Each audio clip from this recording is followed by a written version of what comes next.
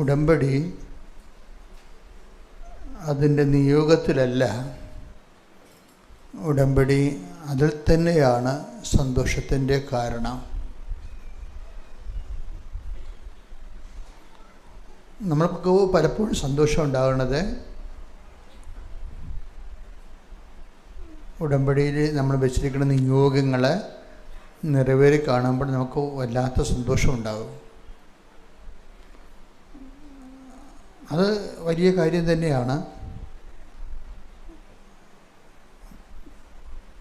പക്ഷേ നമ്മൾ ദൈവത്തിൻ്റെ ഭാഗത്തു നിന്ന് ഉടമ്പടിയെ വീക്ഷിക്കുമ്പോൾ മറ്റൊരു പ്രതലമാണ് നമുക്ക് വെളിപ്പെടുത്തുന്നത്.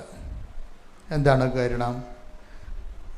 നമുക്ക് ലഭിച്ച നിയോഗങ്ങളിലാണ് നമുക്ക് സന്തോഷം തോന്നുന്നുണ്ടെങ്കിൽ നമ്മൾ ആനന്ദിക്കുന്നത് എന്തെങ്കിലും വസ്തുവകകളിലോ അല്ലെങ്കിൽ നമ്മുടെ സാമ്പത്തിക അഭിവൃദ്ധിയിലോ അല്ലെങ്കിൽ നമ്മുടെ ഭൗതികമായ ജീവിത നിലവാരത്തിൻ്റെ ഉയർച്ചയിലോ എന്തെങ്കിലും ആയിരിക്കും നമ്മൾ സന്തോഷിക്കുന്നത്. കാര്യം ജോലി കിട്ടിയാലും ജപ്തി നടപടി മാറിയാലും ഒക്കെ നമുക്കുണ്ടാകുന്നത് ഭൗതിക നേട്ടങ്ങളാണ്. അപ്പോൾ ഈ ഭൗതിക നേട്ടങ്ങളിലാണ് ഒരാൾ സന്തോഷിക്കണമെങ്കിൽ ദൈവത്തിന് ബേസിക്കായിട്ട് അവിടെ 2ാം സ്ഥാനമേ ഉള്ളൂ.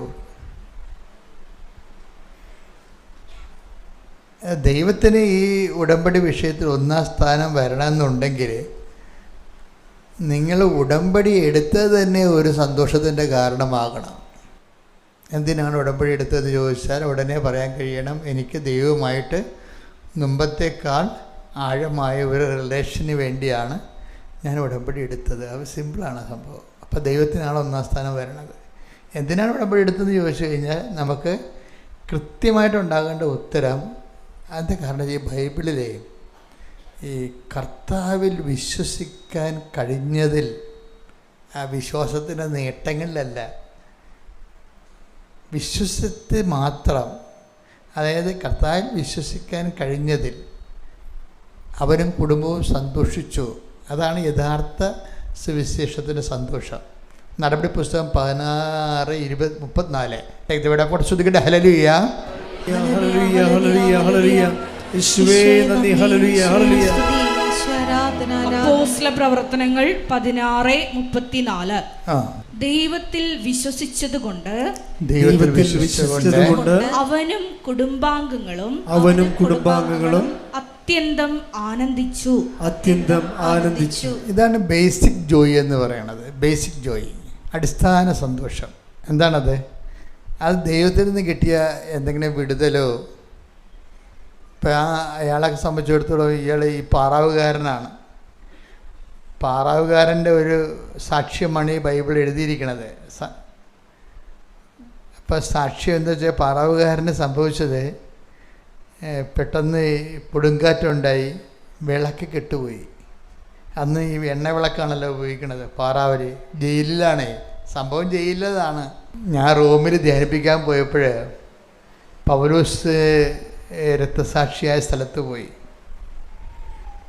അപ്പോഴവിടെ എന്നെ ഏറ്റവും ആകർഷിച്ചത് ആ 12,000 വർഷം പഴക്കമുള്ള പൗലോസിൻ്റെ കയ്യിൽ ഇട്ടിരുന്ന ചങ്ങല അവിടെ ചില്ലിട്ട് വെച്ചിട്ടുണ്ട്.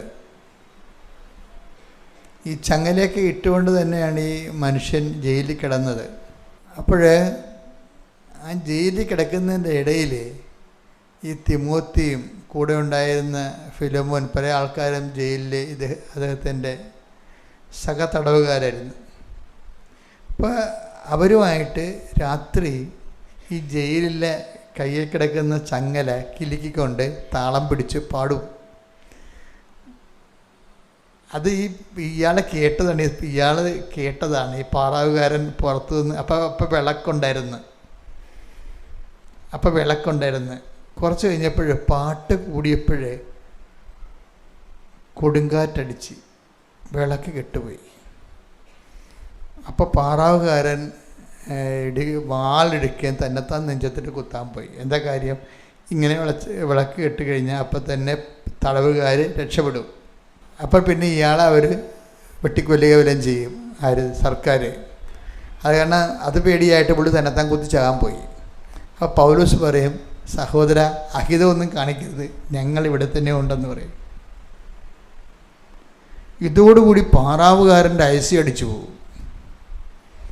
പാറാവുകാരൻ പറയും, എന്തുകൊണ്ടാണ് ഇവർ ഓടാതിരുന്നത്? രക്ഷപ്പെടാൻ ആഗ്രഹിച്ചിട്ട് ഓടാതിരുന്നത് എന്തുകൊണ്ടാണ്? ഒരു ചോദ്യം. രണ്ടാമത്തെ ചോദ്യം, ഇവരെങ്ങനെയാണ് ഈ ചങ്ങലയിട്ട് പാടണത്? ചങ്ങല കാലിലും കയ്യിലും കിടക്കുമ്പോഴും കർത്താവിൻ്റെ പാട്ട് എങ്ങനെ പാടുന്നത്?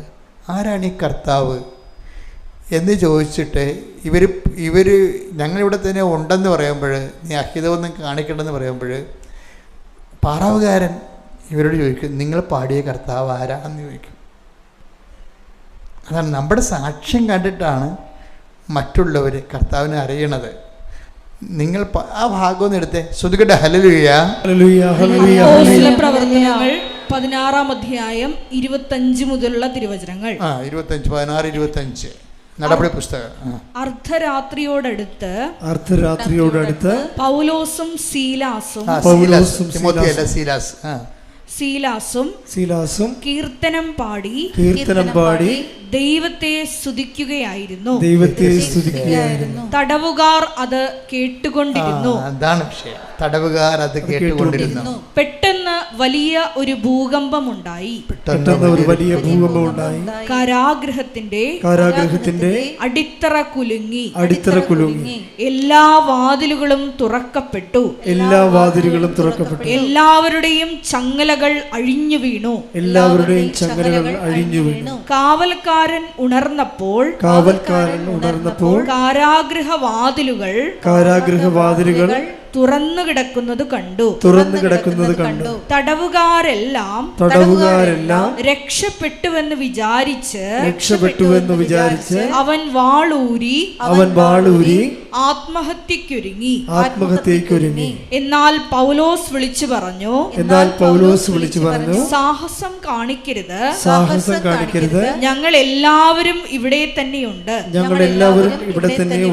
വിളക്ക് കൊണ്ടുവരാൻ വിളിച്ചു പറഞ്ഞിട്ട് അവൻ അകത്തേക്കോടി. പേടിച്ചു വിറച്ച് അവൻ പൗലോസിന്റെയും സീലാസിന്റെയും കാൽക്കൽ വീണു.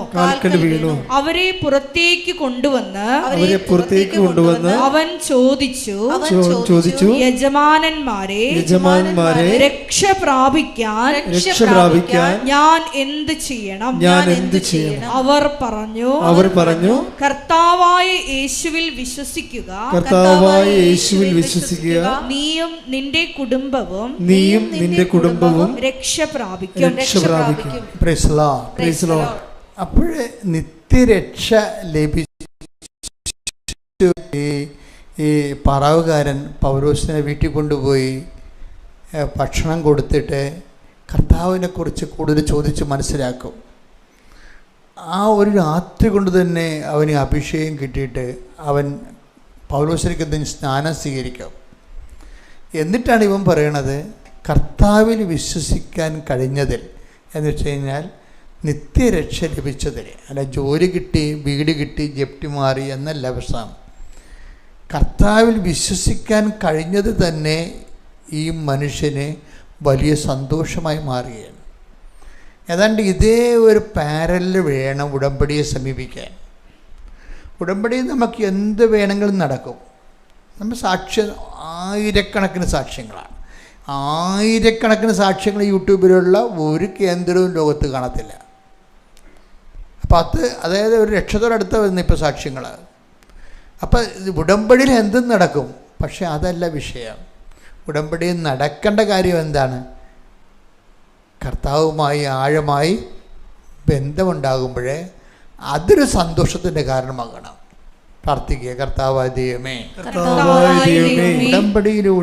ഉടമ്പടിയിലൂടെ അങ്ങുമായി ആത്മാർത്ഥവും ആഴവുമായ ആത്മബന്ധത്തിനായി ഞങ്ങളെ വിളിച്ചതിന് നന്ദി പറയുന്നു. യേശുവേ സ്തോത്രം, നന്ദി, യേശുവേ ആരാധന. ശ്രദ്ധിക്കട്ടെ. ആരാധന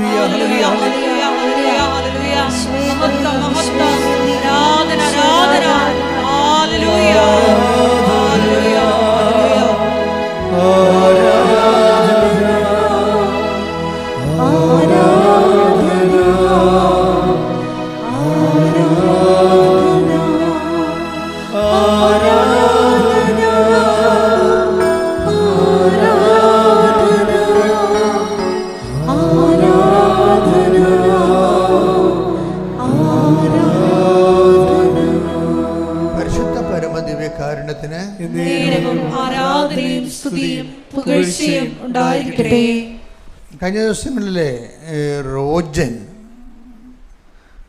ആറനാട്ടുകര തൃശ്ശൂർ, അവിടെ നിന്നൊരു സാക്ഷ്യമുണ്ടായി.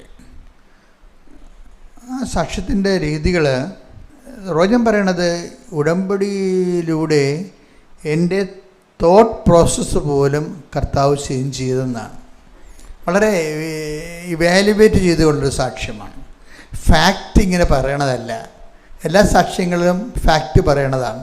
അവർക്ക് സംഭവിച്ച വിഷയങ്ങൾ അവർ അതുപോലെ പറയും.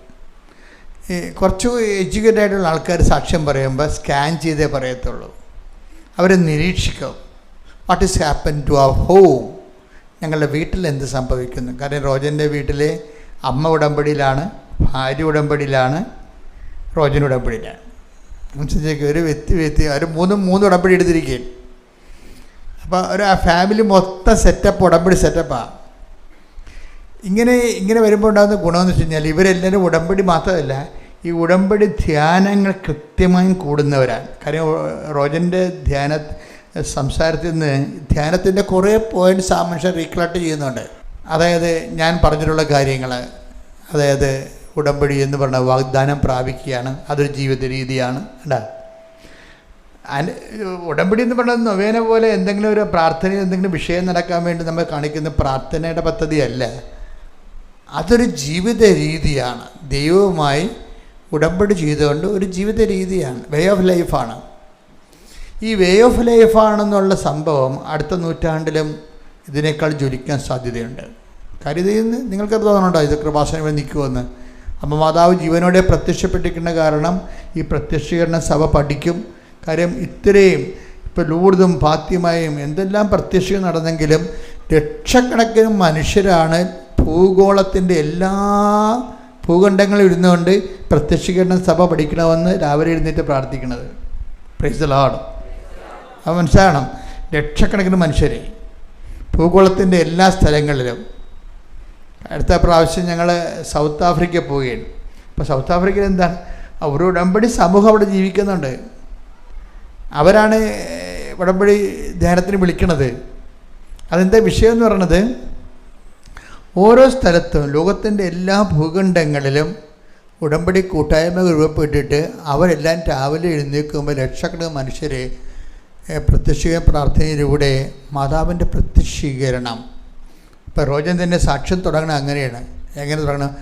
മാതാവിൻ്റെ പ്രത്യക്ഷീകരണത്തിന് എന്നെ സാക്ഷിയാക്കിയതിന് ഞാൻ നന്ദി പറയണം. അതാണ് എൻ്റെ രീതി എന്ന് പറയുന്നത്. അവർക്ക് കാര്യങ്ങൾ അറിയാം. കുറേ നാൾ ഉടമ്പടിയുമായിട്ട് ജീവിച്ചു കഴിയുമ്പോൾ എന്താണ് ഉടമ്പടി, എന്തിനാണ് ഉടമ്പടി എന്നൊക്കെ അവർക്കറിയാം. അവരുടെ ലിമിറ്റഡ് ആയിട്ടുള്ള ഒരു കുടുംബാവശ്യത്തിന് വേണ്ടിയല്ല, അത് ഈസിയായിട്ട് നടക്കുന്ന കാര്യമാണ്. മറിച്ച് എന്താണ്, മാതാവിൻ്റെ പ്രത്യക്ഷീകരണത്തിൻ്റെ സാക്ഷി എന്ന് പറഞ്ഞേ. അപ്പോൾ ഉടമ്പടി എടുക്കാൻ നിങ്ങൾ ഉറങ്ങിക്കിടക്കണമെന്ന് വിചാരിച്ചോ? നിങ്ങൾ എഴുന്നേൽക്കുമ്പോൾ നിങ്ങൾ ആരാണെന്ന് ചോദിച്ചാൽ പറയണം, ഞാൻ ഉടമ്പടിയിലൂടെ മാതാവിൻ്റെ പ്രത്യക്ഷീകരണത്തിൻ്റെ സാക്ഷിയാകാൻ ദൈവവിളി സ്വീകരിച്ച ആളാണ്. ഇതൊരു ദൈവവിളിയാണ്. കവനൻ്റെ ഒരു ദൈവവിളിയാണ് ശരിക്കും. എന്ന് വെച്ചാൽ സുനിശ്ചിതമായും ചട്ടപ്പടിയും ചിട്ടപ്പടിയുമുള്ള രീതിയിൽ നമ്മൾ ദൈവത്തോട് ജീവിക്കുകയാണ്. രാവിലെ 5:30 ലൈഫ് തുടങ്ങും. കഴിഞ്ഞ ദിവസം ശ്രേയ എന്നും പറഞ്ഞൊരു മോള് സാക്ഷ്യം പറഞ്ഞു. എനിക്ക് ചില സമയത്ത് തോന്നുകയെ ഈ ആൾക്കാർ സാക്ഷ്യം പറയുമ്പോൾ എനിക്ക് ചില സമയത്ത് ഒരു ഡിസ്റ്റർബൻസ് ഉണ്ടാവും. എന്താ ഡിസ്റ്റർബൻസ് എന്ന് പറയുന്നത്, ഈ സാക്ഷ്യം പറയുന്ന ആൾക്കാരെല്ലാം കാനഡയിലുള്ളതും അമേരിക്കയിലുള്ളതും അതുപോലെ തന്നെ കാസർഗോഡിലുള്ളതും ട്രിവാൻഡ്രത്തുള്ളതും ഇടുക്കിയിലുള്ളതൊക്കെയാണ്. അപ്പം ഞാൻ അവർക്ക് ഈ ആലപ്പുഴക്കാർക്ക് ഉടമ്പടിയൊന്നും ഇല്ലേ? അപ്പോൾ എന്താ പ്രശ്നം, എൻ്റെ മനസ്സിൽ എപ്പോഴും തോന്നുന്ന ഒരു വിഷയം എന്ന് പറയുന്നത്, ഈ ആലപ്പുഴക്കാർക്ക് പെട്ടെന്ന് ഇങ്ങനെ വന്നാൽ മതിയല്ലോ.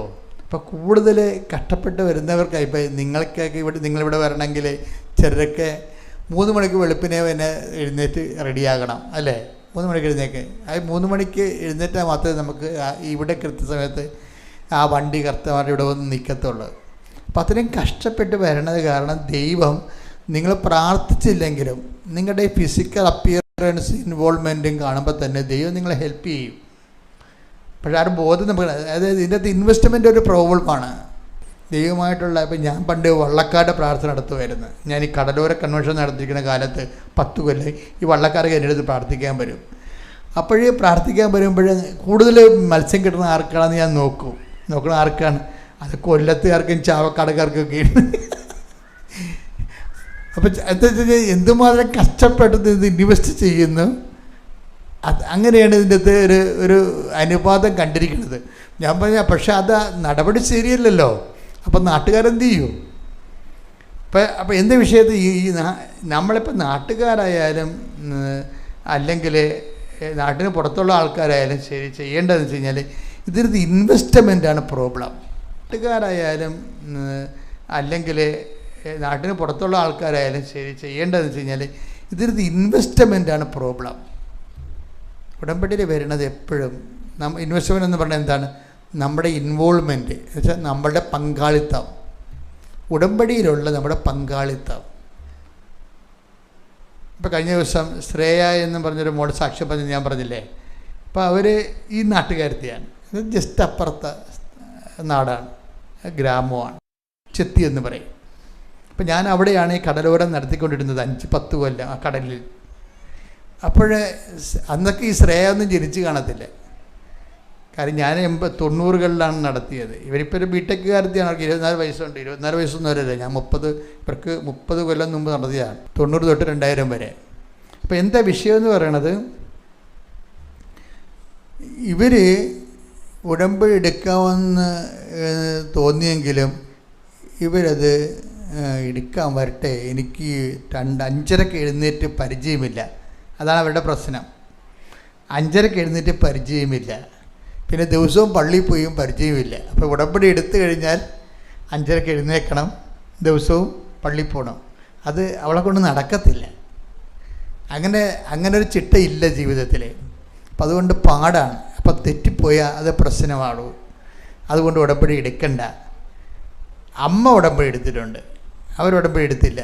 കുറച്ച് കഴിഞ്ഞപ്പോൾ ശ്രേയക്ക്, നമുക്കറിയാമല്ലോ നമ്മുടെ ജീവിതത്തിൽ ഇങ്ങനെ കുറച്ച് മുന്നോട്ട് പോകുമ്പോൾ ജീവിതത്തെ വിലയിരുത്തിയാൽ നമുക്ക് മനസ്സിലാകും. ജീവിതത്തെ നമ്മൾ നിഷ്പക്ഷമായിട്ട് വിലയിരുത്തിയാൽ നിങ്ങളുടെ കല്യാണം, ജോലി, നിങ്ങളുടെ പ്രൊമോഷൻ, നിങ്ങളുടെ യാത്ര, നിങ്ങളുടെ കുടുംബജീവിതം, അതിന് വരുന്ന ബാധ്യതകൾ, അതിന് വരുന്ന തടസ്സങ്ങൾ, അതിന് വരുന്ന ഭാരങ്ങൾ എല്ലാം നമ്മളിങ്ങനെ അരിച്ചൊക്കെ ഗുണിച്ചൊക്കെ നോക്കിക്കഴിഞ്ഞാൽ നിങ്ങൾക്ക് ബുദ്ധിയുള്ളവരാണെങ്കിൽ ഒരു കാര്യം മനസ്സിലാകും. എന്താ കാര്യം? പല കാര്യങ്ങളും നമ്മൾക്ക് ഒറ്റയ്ക്ക് നടക്കത്തില്ല. അതാണ് വിഷയം. ജീവിതത്തെ നിഷ്പക്ഷമായിട്ട് വിലയിരുത്തി നോക്കിക്കോ. പല കാര്യങ്ങളും ഒറ്റയ്ക്ക് നടക്കത്തില്ല. അങ്ങനെയാണ് ജീവിതം ദൈവം ഡിസൈൻ ചെയ്തിരിക്കുന്നത്. ഇപ്പം ദൈവത്തിനൊരു പങ്കാളിത്തം കിട്ടാൻ വേണ്ടിയാണ് പലപ്പോഴും നമ്മുടെ ജീവിതത്തിൽ, ഇപ്പം നിങ്ങൾക്കറിയാമല്ലോ, ഉടമ്പടി എടുക്കുമ്പോൾ നമുക്ക് ഉണ്ടാകുന്ന ഒരു സത്യസന്ധമായ ജീവിതത്തിൽ ഉടമ്പടി എടുക്കുമ്പോൾ നമുക്കുണ്ടാകുന്നൊരു വിഷയം എന്താ? ആൾക്കാർക്ക് ഉണ്ടാകുന്ന അനുഭവം എന്താ? ഉടമ്പടി എന്ത് അനുഭവം തന്നെന്ന് ചോദിച്ചു കഴിഞ്ഞാൽ, നിങ്ങൾ പറയുന്ന അനുഗ്രഹങ്ങളെക്കുറിച്ചല്ല ചിലർ പറയണത് മാതാവ് ഞങ്ങളുടെ വീട്ടിലെ ഒരു അംഗം പോലെ തോന്നിയെന്നാണ്. അത് ഈ കിടിലനാണ് ശരിക്കും. മാതാവ് അമ്മയുടെ ഒരു ഡിസൈൻ അങ്ങനെയാണ്, ദൈവം അങ്ങനെ ഡിസൈൻ ചെയ്തിരിക്കണത്. അതാണ് ബൈബിൾ തുറക്കുമ്പോൾ പറയണത്, കാനായിലൊരു വിവാഹാഘോഷം നടന്നു, യേശുവിൻ്റെ അമ്മയും ഒരു കുടുംബാംഗം പോലെ അവിടെ ഉണ്ടായിരുന്നു. നേരത്തെ ഉണ്ടായിരുന്ന ആളാണത്. അവിടെ യേശു ശിഷ്യന്മാരും ക്ഷണിക്കപ്പെട്ടിരുന്നു എന്നാണ് പറയണത്. യേശു ശിഷ്യന്മാരും വിരുന്നുകാരെ പോലെ വന്നു ചേർന്ന ആൾക്കാരാണ്. പക്ഷെ അമ്മയെക്കുറിച്ച് പറഞ്ഞാൽ അങ്ങനെയല്ല, വീട്ടുകാരത്തിയായിട്ട് അവിടെ ഉണ്ടായിരുന്നു. ഈ ഒരു വ്യത്യാസം ഉണ്ട് ശരിക്കും. അമ്മ വീട്ടുകാരത്തിയാണ്. നമുക്ക് കുറച്ച് കഴിയുമ്പോൾ നിങ്ങൾക്കത് തോന്നണം, മാതാവുമായിട്ട് ജീവിക്കുമ്പോൾ തോന്നണം, മാതാവ് ഞങ്ങളുടെ കുടുംബത്തിലെ ഒരു അംഗമാണെന്ന്. അമ്മ കുടുംബത്തിലെ അംഗമായത് കൊണ്ടാണ്. ഇപ്പം റോജൻ ൻ്റെ സാക്ഷ്യത്തിൽ ഒരു പോയിൻ്റ്, കുറേ പോയിൻറ്റ്സുകളുണ്ട്. അതിൽ ഒരു പോയിൻ്റ് എന്ന് പറയണത്, അദ്ദേഹം പറയണത് അച്ഛൻ്റെ ക്ലാസ്സുകളിലെ വാഗ്ദാനം പ്രാപിക്കാനുള്ളതാണല്ലോ ഉടമ്പടി എന്ന് പറയണത്. അപ്പോൾ വാഗ്ദാനം പ്രാപിക്കുമ്പോൾ ഫസ്റ്റ് ഗഡു എന്ന് പറഞ്ഞാൽ എന്താണ്? ചെങ്കടൽ കടക്കുകയാണ്. ചെങ്കടൽ കടക്കുകയാണ്. എന്നിട്ട് അദ്ദേഹം തന്നെ പറയും, അത് ആ ചെങ്കടലിലെ പ്രോസസ്സ് കഴിഞ്ഞാൽ നമ്മുടെ പാപങ്ങളെല്ലാം ഒഴിവായി നമ്മൾ ക്ലീനാകും എന്ന് പറയും.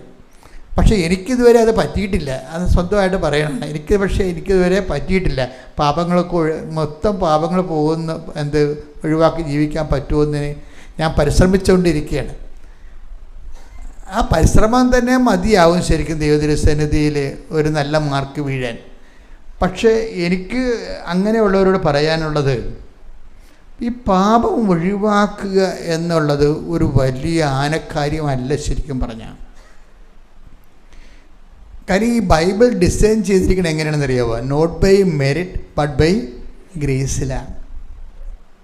അതായത് നമ്മളുടെ ഒരു കഴിവിനെ ബൈബിള് അതിൻ്റെ ഒരു പ്രാഥമികമായ ഇൻവെസ്റ്റ്മെൻ്റായിട്ട് മാത്രമേ എടുക്കുന്നുള്ളൂ. നമ്മൾ വിചാരിക്കുന്നത് നമ്മൾ തന്നെ കഷ്ടപ്പെട്ട് നമ്മൾ തന്നെ ഇങ്ങനെ പാപകരമായ എല്ലാ അവസ്ഥകളെയും പരിത്യജിച്ചുകൊണ്ട് നമ്മൾ വിശുദ്ധിയിലേക്ക് നമ്മൾ ശ്രമിക്കണം. ദർശക്കെ നമുക്ക് ശ്രമിക്കാം. നമുക്ക് ശ്രമിച്ചാലും ഇതിൻ്റെയൊക്കെ വരുന്നൊരു വിഷയം എന്ന് പറയണത്, ദൈവം സഹകരിക്കുന്നില്ല എന്നുണ്ടെങ്കിൽ നമ്മൾ തീർച്ചയായിട്ടും ഇപ്പോൾ ഒരു കടൽ നമ്മൾ നീന്തി കയറി അടുത്ത കടൽ മൂന്നാമത്തെ തിരക്ക് നമ്മൾ മുങ്ങിപ്പോവും. ഇവിടെ എന്താ വിഷയം എന്ന് പറയുന്നത്? ദൈവം തന്നെയാണ് ഹെൽപ്പ് ചെയ്യേണ്ടത്. അതുകൊണ്ട് ബൈബിളിൽ എപ്പോഴും ഉണ്ടാകും, ഇപ്പോൾ നിങ്ങൾ ഈ പാപകരമായ ജീവിതത്തിൽ നിന്ന് രക്ഷപ്പെടാൻ വേണ്ടി പരിശ്രമിക്കുമ്പോൾ തന്നെ നിങ്ങൾ ഓർക്കണം എന്താ കാര്യം? നിങ്ങൾ പരിശ്രമിക്കുന്നത് മാത്രമല്ല വിഷയം, മറിച്ച് എന്താണ്? അതാണ് ഈശോയുടെ പ്രാർത്ഥനയിൽ ഒരു സംഭവമുണ്ട്, ഞങ്ങളെ പ്രലോഭനത്തിൽ, അതാണ് സംഭവം. അപ്പോൾ ദൈവം വിചാരിച്ചാൽ നമ്മളെ ഹെൽപ്പ് ചെയ്യാൻ പറ്റുമോ എന്നുള്ളൊരു പ്രൊവിഷൻ അവിടെ കിടക്കുന്നുണ്ട്. അത് നിങ്ങൾ യൂസ് ചെയ്യണം. കാര്യം ഈ പ്രലോഭനത്തിൽ ഉൾപ്പെടാതെ ജീവിക്കാൻ ഇപ്പം ചില ബിസിനസ്സുകാർക്ക് ഭയങ്കര അവർക്കറിയാം, അവർ 2-3 പുസ്തകങ്ങളൊക്കെ സൂക്ഷിക്കുന്ന ആൾക്കാരാണ്. ഗവൺമെൻറ്റിനെ കാണിക്കാൻ ഒരു കാരണം, കൂട്ടുകച്ചവടക്കാരനേക്കാൻ വേറെ പുസ്തകം, കുടുംബക്കാരെ കാണിക്കാൻ വേറെ 3 പുസ്തകമൊക്കെ ഉപയോഗിക്കുക ആൾക്കാർ. എല്ലാവരും ഒന്നും ഞാൻ പറയണില്ല, ചില ആൾക്കാർ അങ്ങനെ ചെയ്യുന്നുണ്ട്. ഈ കൂട്ടുകച്ചവടക്കാരാണെങ്കിൽ അപ്പോൾ കച്ചവടം നോക്കണ ഒരാളായിരിക്കും, ചിലപ്പോൾ മറ്റുള്ളവർ അതിൻ്റെ അകത്ത് പണം മുടക്കിയതുണ്ടായിരുന്നു. അപ്പോൾ അവരെ കാണിക്കാൻ വേണ്ടി ഒരു പുസ്തകം ഉപയോഗിക്കും. കുടുംബത്തിൽ നിന്ന് ഷെയർ എടുത്തിട്ടായിരിക്കും കുടുംബത്തിന് വേണ്ടിയായിരിക്കും കുടുംബത്തിൻ്റെ കച്ചവടം നടക്കുന്നത്. അപ്പോൾ കുടുംബക്കാരെ കാണിക്കാൻ വേണ്ടി വേറെ കണക്കുണ്ടാക്കും, ഇനി ടാക്സുകാരെ കാണിക്കാൻ വേറെ കണക്കുണ്ടാക്കും. അപ്പോൾ ഇങ്ങനെ ഒരു ബിസിനസ്സുകാരന് രക്ഷപ്പെടാൻ പറ്റത്തില്ലേ? അവൻ എപ്പോഴും ഇതുപോലെ കള്ളക്കണക്കുകൾ എഴുതി പല പുസ്തകങ്ങളുണ്ടാക്കി അവന് ജീവിക്കാൻ പറ്റത്തുള്ളൂ എന്ന് ചോദിച്ചാൽ കർത്താവിന് ഒരു ഉത്തരം പറയുന്നുണ്ട്. എപ്പോഴും നീ പ്രൂഡൻ്റ് ആയിരിക്കണം, അത് സംശയമില്ല. നിൻ്റെ കണക്കുകളിലൊക്കെ നീ കാണിക്കേണ്ടത് വിവേകമാണ് കാണിക്കേണ്ടത്, അത് സംശയമില്ല. പക്ഷേ കാര്യം ചില നഷ്ടങ്ങൾ നമുക്ക് കണക്കിൽ പെടുത്താൻ പറ്റത്തില്ല. പിന്നെ അതിനെ കോമ്പൻസേറ്റ് ചെയ്യാൻ വേണ്ടി വേറെ എന്തെങ്കിലും ആഡ് ചെയ്യേണ്ടി വരും. അപ്പോൾ ഇങ്ങനെയൊക്കെ കുറേ ബിസിനസ് ലോകത്ത് അതിൻ്റേതായിട്ടുള്ള കുറേ ബുദ്ധിമുട്ടുകളൊക്കെ ഉണ്ട് ശരിക്കും. അപ്പോൾ അതുകൊണ്ട് ഈശോ എന്നാ പറഞ്ഞിട്ടുണ്ടെങ്കിൽ നീ ആവശ്യമില്ലാത്ത കാര്യങ്ങളെ ഓർത്ത് ഓവർ പ്രാധാന്യം കൊടുത്ത് വിഷമിക്കരുത്. മറിച്ച് നീ എന്താണ്, നിനക്ക് പറ്റുന്നില്ല എങ്കിലേ നീ അത് എൻ്റെ കൃപയിൽ ആശ്രയിക്കാൻ പറഞ്ഞിരിക്കണം. അതാണ് ഇത്രയും വലിയ പാടാണെങ്കിൽ അങ്ങനെ വാക്കുണ്ടല്ല അല്ലേ, ആർക്ക് രക്ഷപ്പെടാൻ കഴിയുമെന്ന് കേൾക്കണില്ലേ? അതായത് ശ്രുതിക്കട്ടെ ഹല്ലേലൂയ. 19:26 എടുത്ത് മത്തായി ശ്ലീഹായുടെ സുവിശേഷം 19:26 ശ്രുതിക്കട്ടെ ഹല്ലേലൂയ.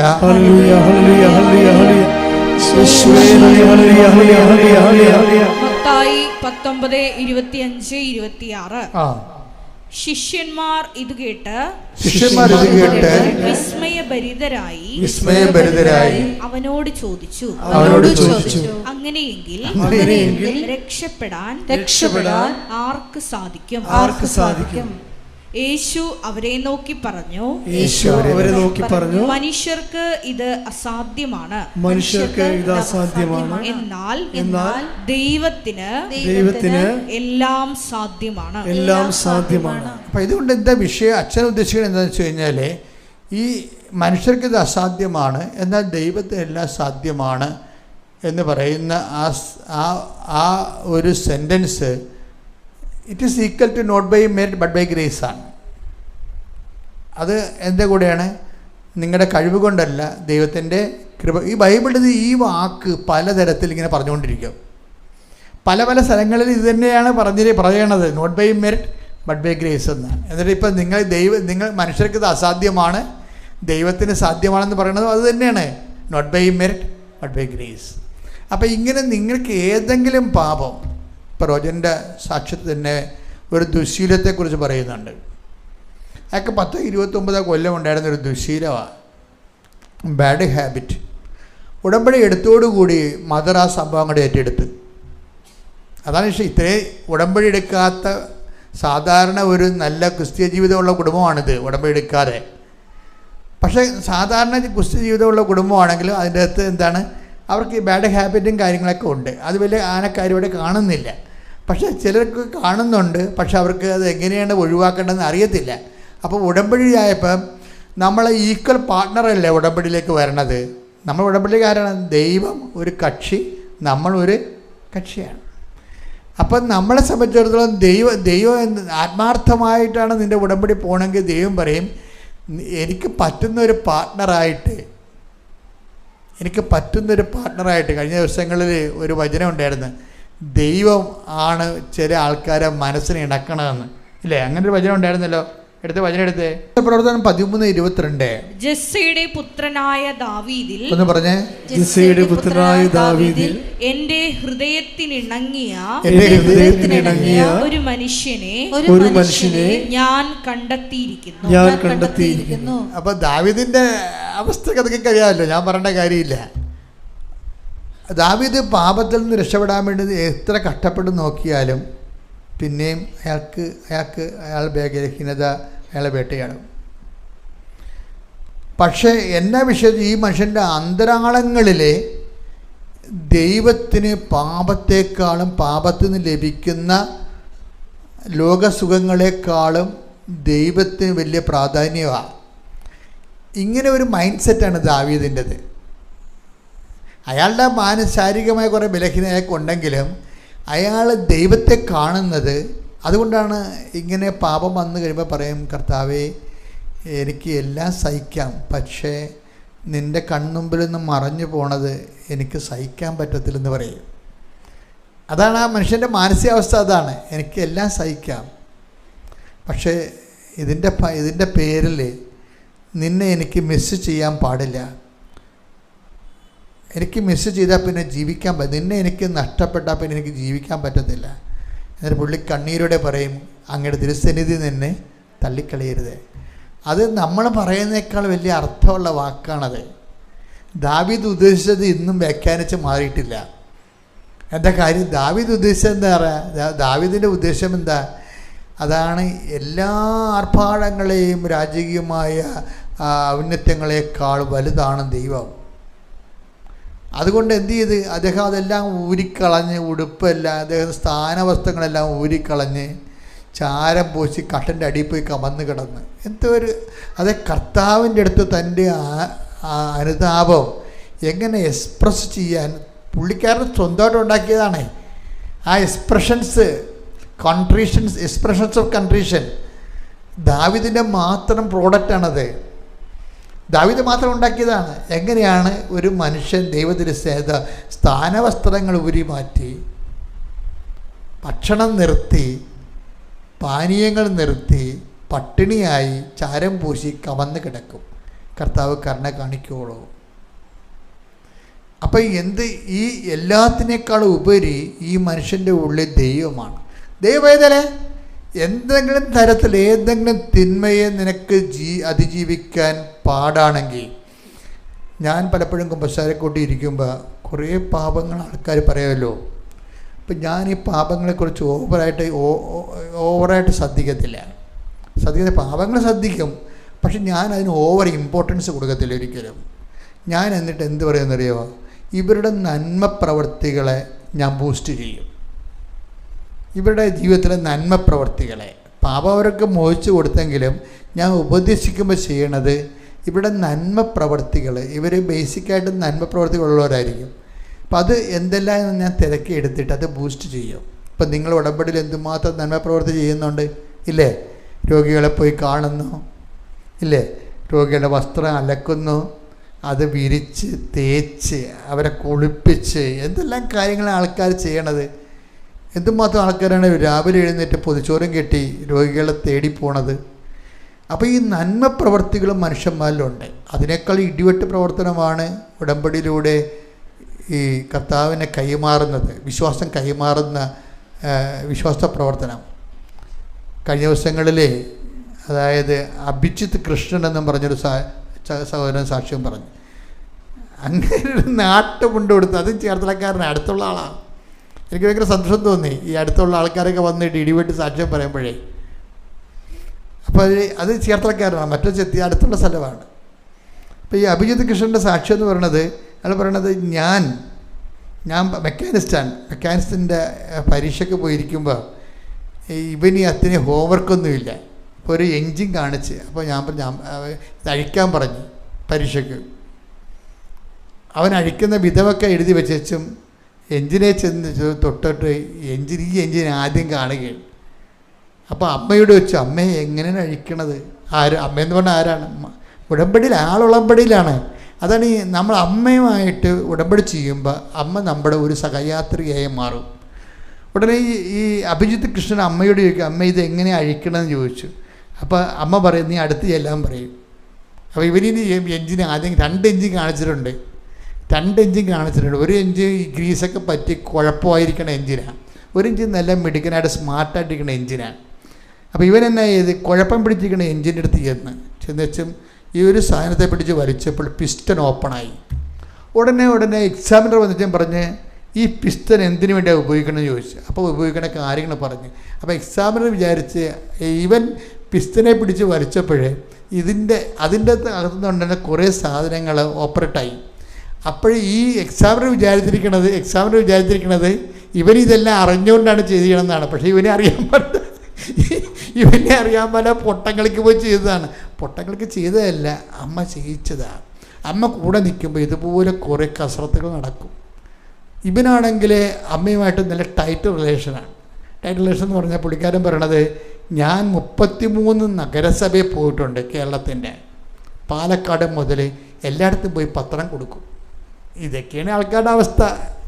ഇവരൊക്കെ അമ്മയെന്നൊക്കെ വിളിച്ചാൽ പിന്നെ എങ്ങനെയാണ് ഈ എഞ്ചിനൊക്കെ തുറക്കാതെ വരുന്നത്? എഞ്ചിനൊക്കെ തുറന്നു തരും, ഒരു സംശയമില്ല. അതായത് ഈ യദുകൃഷ്ണൻ്റെ ഇൻവെസ്റ്റ്മെൻറ്റ് ഭയങ്കരമാണ്.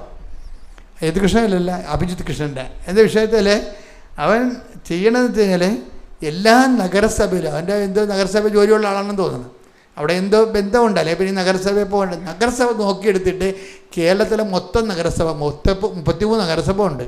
അവിടെ എല്ലായിടത്തും പോയി പത്രം കൊടുത്തിട്ട് ക്രിസ്തുവിനെക്കുറിച്ച് സംസാരിക്കും. ഞാൻ പറഞ്ഞു അവനോട് ക്രിസ്തുവിനെക്കുറിച്ച് സംസാരിക്കാൻ, ഞാൻ പറഞ്ഞിട്ടില്ല. ഞാൻ അവനെ കണ്ടിട്ടില്ല. ഒരു ഉടമ്പടിയിലാകുമ്പോൾ മാതാവ് ഇവരുമായിട്ട് റിലേഷനാവും. അപ്പം പിന്നെ അമ്മ ഇവനെ വഴി നടത്തും. ബസ്സിൽ കയറി കഴിയുമ്പോൾ ഇങ്ങനെ നഗരസഭയിലൊക്കെ പോകാൻ വേണ്ടി ബസ്സിന് പോകുമ്പോൾ പരിശുദ്ധാത്മാവ് നിറഞ്ഞിട്ട് ഇവൻ ബസ് ചെയ്യുന്നുണ്ട്, കർത്താവിൻ്റെ പാട്ടുകൾ പാടുമ്പോൾ ആൾക്കാരെല്ലാം ശ്രദ്ധിക്കും. അപ്പോഴിവൻ ഈശോയെക്കുറിച്ചും ഉടമ്പടിയെക്കുറിച്ചും മാതാവിനെക്കുറിച്ചൊക്കെ സംസാരിക്കും. ഇങ്ങനെയാണ് ആൾക്കാരെ പ്രേക്ഷിത വേല ചെയ്യണത്. കുറേ കത്തോലിക്കൻ കച്ചവടക്കാർ പിണ്ണാക്കും കൊടുക്കും, അരിയും കൊടുക്കും, പരിപ്പും കൊടുക്കും, അതിൻ്റെ കൂടെ ഒരു പത്രം കൊടുക്കും. എങ്ങനെയുണ്ട് പരിപാടി? ഇത് എപ്പോഴും ഓർത്തേക്കണം. എനിക്ക് ഏറ്റവും പേടി കച്ചവടക്കാരുടെയാണ്. എന്താ സംഭവിച്ചത്, വീട്ടിൽ ഒരു കച്ചവടം ഉണ്ടാകും, അവർ പത്രം കൊണ്ട് ഓരോരുത്തും പോകത്തില്ല. എന്താ കാര്യം? ഞങ്ങളുടെ കടയിൽ ആൾ വരുന്നില്ല, മക്കളിത് വർക്കൗട്ട് ചെയ്യത്തില്ല. ഇത് ദൈവത്തിൻ്റെ കണ്ണിൽ പൊടിയിടുകയാണ്. നിങ്ങളതിൻ്റെ അത് പിണ്ണാക്കും ചുരുട്ടി കൊടുക്കും, അരിയും കൊടുക്കും, കപ്പയും കൊടുക്കും, അതിൻ്റെ കൂടെ ഒരു പത്രവും കൊടുക്കും. അത് വർക്കൗട്ട് ചെയ്യത്തില്ല. എന്താ പ്രശ്നം വെച്ച് കഴിഞ്ഞാൽ, നിങ്ങൾ ഈ അഭിജിത്ത് കൃഷ്ണൻ്റെ കൂടെയാണ് മത്സരിക്കണത്. അതാണ് പ്രശ്നം. അഭിജിത്ത് കൃഷ്ണനെ പോലെയുള്ള ആൾക്കാരുടെ കൂടെയാണ് നമ്മൾ മത്സരിക്കണമെന്ന് ഓർക്കണം. അപ്പം നീ കടയിൽ നിന്നുകൊണ്ട് വട്ടം തിരിഞ്ഞ് അങ്ങോട്ടും ഇങ്ങോട്ടും കൊടുക്കണമല്ലോ കാര്യങ്ങൾ. അപ്പം അങ്ങനെ വരുമ്പോൾ ഇതിൻ്റെ അകത്ത് വളരെ ഈ എന്നിട്ട് ഈ അഭിജിത്ത് കൃഷ്ണൻ പറയണമെന്ന് വെച്ചാൽ, അയാൾ പറയുന്നതിൻ്റെ കാരണമുണ്ട്. എന്ന് വെച്ച് കഴിഞ്ഞാൽ, ഞാൻ വർക്ക് ചെയ്യുമ്പോൾ വിശേഷവിദ്യ നിങ്ങൾ എന്താണ് ചെയ്യണത് എന്ന് കർത്താവ് ചോദിച്ചിട്ടുണ്ട്. അതുകൊണ്ട് ഞാൻ വിശേഷവിദ്യയായി ബസ്സിൽ കയറി പാട്ട് പാടും. ഞാൻ വിശേഷവിദ്യയായി ബസ്സിലുള്ള ആൾക്കാരുടെ സുവിശേഷം പ്രസംഗിക്കും. അത് വിശേഷവിദ്യ എവിടെ നിന്ന് കിട്ടിയതാണ്? ഈ ഉടമ്പടി ധ്യാനത്തിൽ നിന്ന് കിട്ടിയതാണ്. ചില ആൾക്കാർക്ക് വരുന്ന ഏറ്റവും വലിയ അബദ്ധം എന്നല്ല, കെണിയെന്ന് പറയുന്നത് എന്താ അറിയാമോ? നിങ്ങൾ ഉടമ്പടി ധ്യാനം കൂടത്തില്ല. ചില ആൾക്കാർ പകുതി കൂടും. വവ്വാല് കടിച്ചതുപോലെ പകുതി കൂടും. അങ്ങനെ വരുമ്പോൾ എന്താ പ്രശ്നം? നമുക്ക് അപ്ഡേഷൻസ് കിട്ടുന്നത് ഉടമ്പടി ധ്യാനത്തിലൂടെയാണ്. നിങ്ങൾക്ക് തന്നെ ദൈവമായിട്ട് ഓരോരോ കാലത്തും നിങ്ങളുടെ വിഷയങ്ങൾക്ക് പരിഹാരങ്ങളെല്ലാം പറയണതും വെളിപാട് കിട്ടുന്നതും എല്ലാം ഉടമ്പടി ധ്യാനത്തിലാണ്. നിങ്ങൾ പ്രബുദ്ധരാകണത് എങ്ങനെയാണ്? ഉടമ്പടി ധ്യാനത്തിലാണ്. ഇപ്പോൾ ചില ആൾക്കാർ 5 പുതുക്കിയ ആൾക്കാർ കണ്ടിട്ടുണ്ടല്ലോ. 5 പുതുക്കിയ ആൾക്കാരെ കണ്ടിട്ടില്ലേ? നമുക്ക് അവരെ കാണുമ്പോൾ അറിയാം അവർക്ക് ഒരു ഉടമ്പടി എടുത്തതിൻ്റെ പോലും നിലവാരമില്ല. അതിൻ്റെ കാരണം എന്താ? അവർ ഉടമ്പടി ധ്യാനം കൂടത്തില്ല. ദൈവത്തിന് നിങ്ങൾക്ക് ഉടമ്പടി ധ്യാനം കൂടാൻ വരുമ്പോൾ എന്താ പറ്റണമെന്ന് അറിയാവോ? നിങ്ങൾ ഉടമ്പടി ഓട്ടോമാറ്റിക്കായിട്ട് വട്ടം കണ്ടിക്കും. എന്താ കാര്യം? നിങ്ങൾ ഇവിടെ വന്ന മാതാവിൻ്റെ തിരുസന്നിധിയിൽ ഉടമ്പടി വിളക്ക് തെളിച്ചിട്ടാണ് ആഴ്ചവട്ടമുള്ള ഉടമ്പടി ധ്യാനത്തിൽ കൂടിക്കൊള്ളാമെന്ന് പ്രഖ്യാപിക്കണത്. ആഴ്ചവട്ടമുള്ള ഉടമ്പടി ധ്യാനത്തിൽ കൂടിക്കൊള്ളാമെന്ന് പ്രഖ്യാപിച്ചിട്ടാണ് ഈ ആൾക്കാർ ഉടമ്പടി ധ്യാനം കൂടാതിരിക്കുമ്പോൾ എന്നാ സംഭവിക്കണത്? അപ്പം വട്ടം കണ്ടിക്കും. വട്ടം കണ്ടിക്കണമല്ല, ദൈവത്തിനെ പറ്റിച്ചതിന് നിങ്ങൾ പരിഹാരം ചെയ്യേണ്ടി വരും. കാര്യം ഉടമ്പടി വളരണത് പ്രബോധനത്തിലൂടെയാണ് വളരണത്. അതിൻ്റെ പ്രബോധനം കിട്ടിയ ആൾക്കാരാണ്, പ്രബോധനം ഫോളോ ചെയ്യുന്നവരാണ് വലിയ സാക്ഷ്യങ്ങൾ പറയുന്നത്. ഈ അഭിജിത്ത് കൃഷ്ണൻ പറഞ്ഞു കേട്ടില്ലേ? ആ വചനം എടുത്ത് 5:46 സ്തുതിക്കട്ടെ. ഹല്ലേലൂയ ഹല്ലേലൂയ യേശുവേ നന്ദി. ഹല്ലേലൂയ ഹല്ലേലൂയ ഹല്ലേലൂയ ഹല്ലേലൂയ യേശുവേ ആരാധന. മത്തായി 5:46 നിങ്ങളെ സ്നേഹിക്കുന്നവരെ നിങ്ങൾ സ്നേഹിച്ചാൽ നിങ്ങൾക്ക് എന്ത് പ്രതിഫലമാണ് ലഭിക്കുക? ചുങ്കക്കാർ പോലും അത് തന്നെ ചെയ്യുന്നില്ലേ?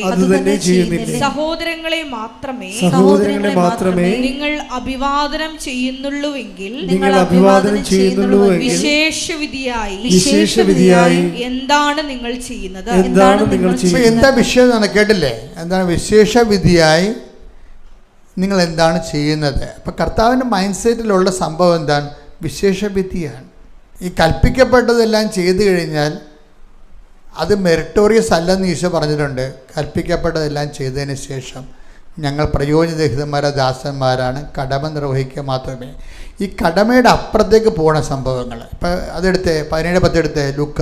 ഇതുപോലെ തന്നെ നിങ്ങളും കൽപ്പിക്കപ്പെട്ടവയെല്ലാം ചെയ്തതിന് ശേഷം ഞങ്ങൾ പ്രയോജനമില്ലാത്ത ദാസന്മാരാണ് കടമ നിർവഹിച്ചതേയുള്ളൂ എന്ന് പറയുവേൻ. അപ്പം അങ്ങനെ ഒരു സ്റ്റാറ്റസ് ഉണ്ട്. നമ്മളെ ഇവിടുന്ന് പത്രം കൊടുക്കാൻ പറഞ്ഞു, നിങ്ങൾ പത്രം കൊടുത്തു. രോഗികളെ കാണാൻ പറഞ്ഞു, നിങ്ങൾ രോഗികളെ കണ്ടു. അപ്പോഴും വരുന്ന ചാലഞ്ച് എന്താ വെച്ചാൽ, ഉടമ്പടി വന്ന ചാലഞ്ച് എന്താ? വിശേഷവിധിയായി നിങ്ങൾ എന്താണ് ചെയ്യണത്? ഈ വിശേഷവിധിയായി ചെയ്യണത് തന്നെയാണ് ഈ അഭിജിത്ത് കൃഷ്ണൻ ബസിലിക്കയിൽ പാടിയിട്ട് അവിടെയുള്ള ആൾക്കാരുടെ കർത്താവിനെ കുറിച്ച് സംസാരിക്കുന്നത്. എന്തൊരു തീഷ്ണതയാണ് ശരിക്കും. പരിശുദ്ധാത്മാവ് നിറഞ്ഞ്, അതായത് ദൈവസ്നേഹത്തിൽ നിങ്ങൾ എന്താ വിഷയം? ചിലർ ഉടമ്പടിയിലാകുമ്പോൾ അവർ കടുത്ത ദൈവസ്നേഹത്തിലാകും. ഇപ്പോൾ ഈ ഉടമ്പടിയിൽ എടുത്തതിന് ശേഷം ഇങ്ങനെ മോന്തം കയറ്റി പോണ കുറേ ജന്മങ്ങളില്ലേ, അതിങ്ങളൊക്കെ ശരിക്കും പറഞ്ഞാൽ ചീഞ്ഞ മടലിനെ അടിച്ചു ഓടിക്കേണ്ടതാണ് കൃപാസനത്തിൽ നിന്ന്. കാര്യം നമുക്ക് കാണുമ്പോൾ അറിയാൻ പറ്റും. ഉടമ്പടി ചെയ്തിട്ട് ഇറങ്ങിപ്പോകുമ്പോൾ ബസ് കിട്ടുക, വീട്ടിലെത്തുമ്പോൾ താമസിക്കുക എന്ന് പറഞ്ഞൊരു നിലയും പിടിച്ച് പോണ കാണാം. അതായത് എന്താ വിഷയത്തിൽ അവർ ശരിക്കും പിശാച് കൊണ്ടുവരുന്ന ആൾക്കാരാണ് അവർ. എന്താ കാരണം? They are not in covenant. അവരെന്താ വയറ്റിപ്പഴപ്പിന് വേണ്ടി ദൈവത്തിനെ വിരട്ടി ഉടമ്പടി എടുത്തിട്ട് അതിൽ നിന്ന് ഒപ്പിച്ചെടുക്കാൻ വേണ്ടി നടക്കുന്ന ആൾക്കാരാണ്. You should not do that. നിങ്ങളത് ചെയ്യരുത്. മറിച്ച് ഉടമ്പടി എടുക്കുമ്പോൾ തന്നെ നിങ്ങൾക്കറിയണം, ദൈവമായിട്ട് നമുക്ക് അർഹിക്കാത്തൊരു ബന്ധത്തിലേക്ക് വരികയും നമുക്കൊരു പറ്റിയ ബന്ധമല്ല. നിങ്ങൾക്കറിയാമല്ലോ, ഇപ്പോൾ ചില ആൾക്കാർ കല്യാണം കഴിക്കുക പറയുമ്പോൾ എനിക്ക് 10ാം ക്ലാസ്സേ ഉള്ളൂ, എൻ്റെ വൈഫിന് MA BEd ആണെന്ന് പറയും. എന്താ വെച്ചാൽ നമുക്ക് പറ്റിയൊരു ബന്ധമല്ല, നമുക്ക് പറ്റിയൊരു ബന്ധമല്ല. ഉടമ്പടിയിൽ നമ്മൾ ദൈവവുമായിട്ട് ഉടമ്പടി ചെയ്യുകയും നമുക്ക് പറ്റിയൊരു ബന്ധമല്ല ശരിക്കും പറഞ്ഞാൽ. പിന്നെ നമ്മളെന്താ ചെയ്യണത്? ആ ബന്ധം പറ്റിക്കാൻ വേണ്ടി പരമാവധി കഠിനാധ്വാനം ചെയ്യണം. ആ ബന്ധം പറ്റിക്കാൻ വേണ്ടി നമ്മൾ പരമാവധി കഠിനാധ്വാനം. അപ്പോൾ ദൈവത്തിന് നമ്മുടെ സത്യസന്ധത മനസ്സിലാക്കി. ഇപ്പോൾ ശ്രേയ എന്താ പറയണത്? എനിക്ക് പറ്റിയ പണിയല്ല ഉടമ്പടി, ഞാൻ 5:30 എഴുന്നേക്കത്തില്ല ഒരിക്കലും. 5:30 എഴുന്നേക്കണമെങ്കിൽ പ്രത്യക്ഷ പ്രാർത്ഥന ഞാൻ 5 മണിക്ക് എഴുന്നേക്കണ്ടേ? ഞാൻ 5 മണിക്ക് എഴുന്നേക്കത്തില്ല ഒരിക്കലും, ഇന്നുവരെ എഴുന്നേറ്റിട്ടില്ല. അപ്പോൾ എനിക്ക് പറ്റിയ പണിയല്ല ഇത്. പിന്നെ എന്താണ്? ഞാൻ ഡെയിലി പള്ളിയിൽ പോകത്തില്ല, ഞായറാഴ്ച മാത്രമേ പോകത്തുള്ളൂ. അപ്പോൾ അതെനിക്ക് പറ്റിയ പണിയല്ല. അപ്പോൾ അതുകൊണ്ട് ഞാൻ ഉടമ്പടി എടുക്കണില്ല എന്ന് പറഞ്ഞിരുന്നെങ്കിലും പരിശുദ്ധാത്മാവ് ഇവളോട് പറയും, നീ എടുക്കണമെന്ന് നല്ലത് നിനക്കെന്ന് പറയും. കാര്യം നമ്മളെ അനുഗ്രഹിക്കാൻ ദൈവം ആഗ്രഹിക്കുമ്പോഴാണ് നമ്മൾ ഉടമ്പടി എടുക്കാൻ പറയണത്. അത് നിങ്ങൾ ആ ബോധം നിങ്ങൾക്ക് ഉണ്ടാകണം. നമ്മളെ അനുഗ്രഹിക്കാൻ ദൈവം ആഗ്രഹിക്കുമ്പോഴാണ് നമ്മളോട് ഉടമ്പടി എടുക്കാൻ വേണ്ടി തോന്നിപ്പിക്കണത്. നിങ്ങൾക്കത് മനസ്സിലാവാത്ത കാരണം നിങ്ങൾ വേറെ എന്ത് ഭാരം എടുത്ത പോലെയാണ് പോണത്. അയ്യോ, ഇത് തീർക്കാൻ പറ്റുമോ, ചെയ്യാൻ പറ്റുമോ, പൂർത്തിയാക്കുമോ? സാറേ, അപ്പോൾ അമ്മ പറയും 90 ദിവസം വരെ അല്ല ഉള്ളു മോളെ എന്ന് പറയും. ഭയങ്കര ആശ്വാസമായിപ്പോയി. ഇങ്ങനെയൊന്നുമല്ല ആശ്വസിപ്പിക്കേണ്ടത്. അത് കാര്യം അമ്മ, എടി മോളെ, നീ ഇതോടുകൂടി ദൈവമായിട്ട് ഐക്യപ്പെട്ട് ഒരു പുതിയ ജീവിതമല്ലേ. അപ്പോൾ ദൈവം തന്നെ നിന്നെ അതിനെ ഹെൽപ്പ് ചെയ്യും. അപ്പോൾ ശ്രേയ കുറച്ച് കഴിഞ്ഞപ്പോൾ അമ്മ ശ്രേയോട് പറഞ്ഞ്, മോളെ MNCയിലൊക്കെ പോകണമെങ്കിൽ നീ ഉടമ്പടി എടുക്കേണ്ടി വരുമെന്ന് പറഞ്ഞു. MNC എന്ന് പറയുന്നത് മൾട്ടിനാഷണൽ കമ്പനിയുടെ ആണ് അവൾ ജോലി, BTech ആണ് അവൾ. അപ്പം മൾട്ടിനാഷണൽ കമ്പനി ഇൻ്റർവ്യൂ ചെയ്യണം. അപ്പോൾ ഈ ഗൂഗിൾ പോലെയുള്ള മൾട്ടിനാഷണൽ കമ്പനികളാണ്, പല കമ്പനികളുണ്ട്, ടയോട്ടയും MNC ആണ്. അപ്പോൾ ഇതുപോലെ ഉള്ള ഈ മൾട്ടിനാഷണൽ കമ്പനി. അപ്പോൾ അമ്മ പറയും, നിനക്ക് ഈ MNCയിലൊക്കെ ജോലി വേണമെന്നുണ്ടെങ്കിൽ എൻ്റെ മകളെ ഇപ്പോഴത്തെ ഉള്ള കപ്പാസിറ്റി കൊണ്ട് പറ്റത്തില്ല. കാര്യം BTechക്കാർ ചവറ് പോലെ ലോകത്തുണ്ട്. Then why should you be selected?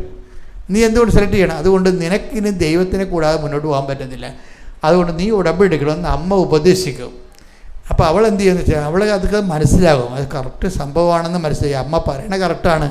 BTechക്കാർ ഒത്തിരി പേരുണ്ട്. എനിക്ക് MNC ജോലി കിട്ടണമെന്ന് പറഞ്ഞാൽ ഞാൻ അത്രയും ക്വാളിറ്റേറ്റീവ് അല്ല, എക്സ്പീരിയൻസ്ഡും അല്ല. എന്നേക്കാൾ എക്സ്പീരിയൻസ് ഉള്ള ആൾക്കാരുണ്ടാകും. പിന്നെ എനിക്കങ്ങനെ കിട്ടണത്. അപ്പോൾ നോട്ട് ബൈ മെറിറ്റിൽ ഇത് വർക്ക് ചെയ്യത്തുള്ളൂ. കണ്ട, അതാണ് സംഭവം വരുന്നത്. നോട്ട് ബൈ മെറിറ്റിൽ ഇത് വർക്ക് ചെയ്യത്തുള്ളൂ. അപ്പോൾ ശ്രേയ എന്നാ ചെയ്തെന്ന് വെച്ചാൽ ഇതിൻ്റെ ഇൻവെസ്റ്റ്മെൻറ്റ് ചെയ്യാൻ നോക്കും. എന്താണ്? അവൾ ഇതിൻ്റെ ഒരു ട്രയൽ എടുക്കും.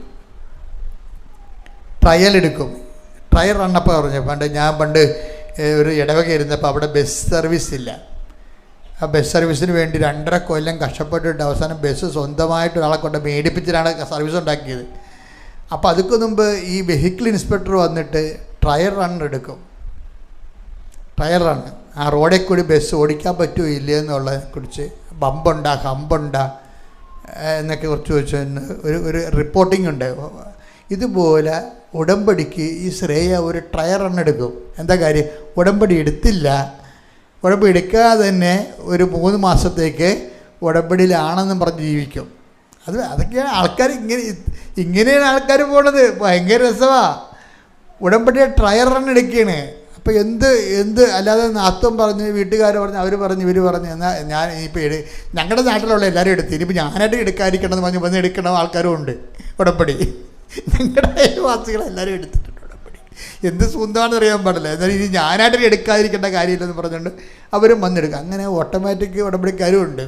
അപ്പോൾ ഇതുപോലെ ട്രയൽ എടുക്കുന്ന ആൾക്കാരുണ്ട്. അപ്പോൾ ഇതൊക്കെ ദൈവം കാണുന്നില്ലേ മക്കളെ? നമ്മുടെ സത്യസന്ധത ദൈവം കാണുന്നുണ്ട്. അതാണ് വിഷയം. ശ്രേയ 3 മാസം ഡെയിലി ഉടമ്പടി എടുക്കാതെ തന്നെ പള്ളിയിൽ പോയി നോക്കി, ഇത് ബുക്കോ ഇല്ല എന്നറിയാൻ വേണ്ടി. 3 മാസത്തോളം 5 മണിക്ക് എഴുന്നേക്കാൻ നോക്കി. എന്നിട്ട് അതെല്ലാം മാസ്റ്ററിയായി. അതെല്ലാം തനിക്ക് പറ്റുമെന്ന രീതിയിൽ അതിനെ കീഴടക്കി. അപ്പോൾ അതെല്ലാം കഴിഞ്ഞ് തനിക്കിത് ഓക്കെ ആവുമെന്ന് കണ്ടപ്പോൾ ഇവൾ വന്ന് ഉടമ്പടി എടുത്ത്. ഇങ്ങനെയൊക്കെ ഉടമ്പടി എടുക്കുമ്പോഴാണ് ഗുണമെന്ന് പറയണത്. ദൈവത്തിന് ഞാൻ ദൈവമായിട്ട് എത്രയോ വർഷങ്ങളായി ജീവിക്കണതാണ്. അപ്പോൾ എനിക്ക് മനസ്സിലായൊരു കാര്യം, സത്യമായിരിക്കണം മക്കളെ. സത്യമായിരിക്കണം. കാര്യം ദൈവത്തിന് ചില കമ്പ്യൂട്ടർ പോലെയാണ്. ഇപ്പോൾ പത്താം തരം കമ്പ്യൂട്ടറൊക്കെ ഇല്ലേ, അത് അവർക്ക് ചെറിയ എറർ വന്നു കഴിഞ്ഞാൽ അപ്പോൾ ഇത് ഓട്ടോമാറ്റിക് ഷട്ട് ഡൗൺ ആകും. അപ്പോൾ അതൊക്കെ മനസ്സിലാകും, ഇത് എററാണ് വന്നിരിക്കണമെന്ന് മനസ്സിലാകും. അടിച്ചു കയറ്റിക്കുന്ന എററാണ്. കമ്പ്യൂട്ടർ അത് അക്സെപ്റ്റ് ചെയ്യത്തില്ല എറർ. അതുപോലെ തന്നെയാണ് ദൈവവും. സത്യകേടായിട്ടൊരു സാധനം അക്സെപ്റ്റ് ചെയ്യത്തില്ല. ഈശോ തന്നെ വന്നപ്പോൾ വെളിപ്പെടുത്തിയപ്പോൾ ഒരു കാര്യം എന്താ പറഞ്ഞത്? I am the truth. അതാണ് എനിക്ക് ഭയങ്കര ഇഷ്ടമാണ് ആ വചനം. എന്താണ്? ഞാൻ സത്യമാണെന്ന്. I am the truth. ഇത് നമ്മളെ കേൾക്കുന്നവന് ഇതിനെക്കുറിച്ചൊരു ബോധം ഉണ്ടാകണം. ഇത് ഇത്തിരി കള്ളത്തരം കാണിച്ചാൽ അപ്പം തന്നെ ഷട്ട് ഡൗൺ ആവും ഈ സംഭവം. ഒന്ന് പ്രാർത്ഥിച്ച മക്കളെ. കർത്താവായ ദൈവമേ, അങ്ങയെ വേണ്ട വിധം അറിയാതിരുന്ന കാലത്ത് എന്റെ കയ്യിൽ നിന്ന് സത്യകേടായിട്ടുള്ള കാര്യങ്ങൾ വന്നു പോയിട്ടുണ്ട്. കർത്താവേ, സത്യത്തിലും വിശുദ്ധിയിലും ജീവിക്കാൻ നിന്റെ കൃപയാൽ എന്നെ അഭിഷേകം ചെയ്യണമേ. സത്യത്തിലും വിശുദ്ധിയിലും സംസാരിക്കാൻ നിന്റെ കൃപയാൽ എന്നെ അഭിഷേകം ചെയ്യണമേ. ശ്രുതികട്ടെ. ഇത്രയും മാത്തമാറ്റിക്കലായിട്ടും സത്യസന്ധമായിട്ടും ഒരാൾ ഉടമ്പടി എടുക്കുമ്പോൾ ഉണ്ടാകുന്നൊരു പ്രത്യേകത, ഈ ആള് പരിശുദ്ധാത്മാവിലെ ഇൻസ്പിരിറ്റഡ് ആവും.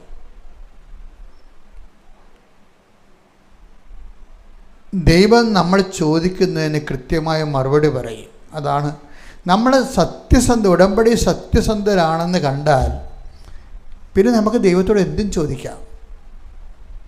കർത്താവ് അങ്ങനെ ഒരു വാക്ക് പറയുന്നുണ്ടല്ലോ, എന്തും ചോദിക്കാവുന്ന. ഇവിടെ 15:7 ആയിരിക്കും. ശ്രുതികട്ടെ. ഹല്ലേലൂയ, ഹല്ലേലൂയ, ഹല്ലേലൂയ, ഹല്ലേലൂയ. യേശുവേ നന്ദി. ഹല്ലേലൂയ, ഹല്ലേലൂയ, ഹല്ലേലൂയ, ഹല്ലേലൂയ, ഹല്ലേലൂയ. യോഹന്നാൻ 15:7 നിങ്ങൾ എന്നിൽ വസിക്കുകയും നിങ്ങൾ എന്നിൽ വസിക്കുകയും എന്റെ വാക്കുകൾ നിങ്ങളിൽ നിലനിൽക്കുകയും ചെയ്യുന്നെങ്കിൽ ഇഷ്ടമുള്ളത് ചോദിച്ചുകൊള്ളുക, നിങ്ങൾക്ക് ലഭിക്കും. അപ്പൊ ഇത് കർത്താവിന്റെ വാഗ്ദാനമാണിത്. എന്താണ്?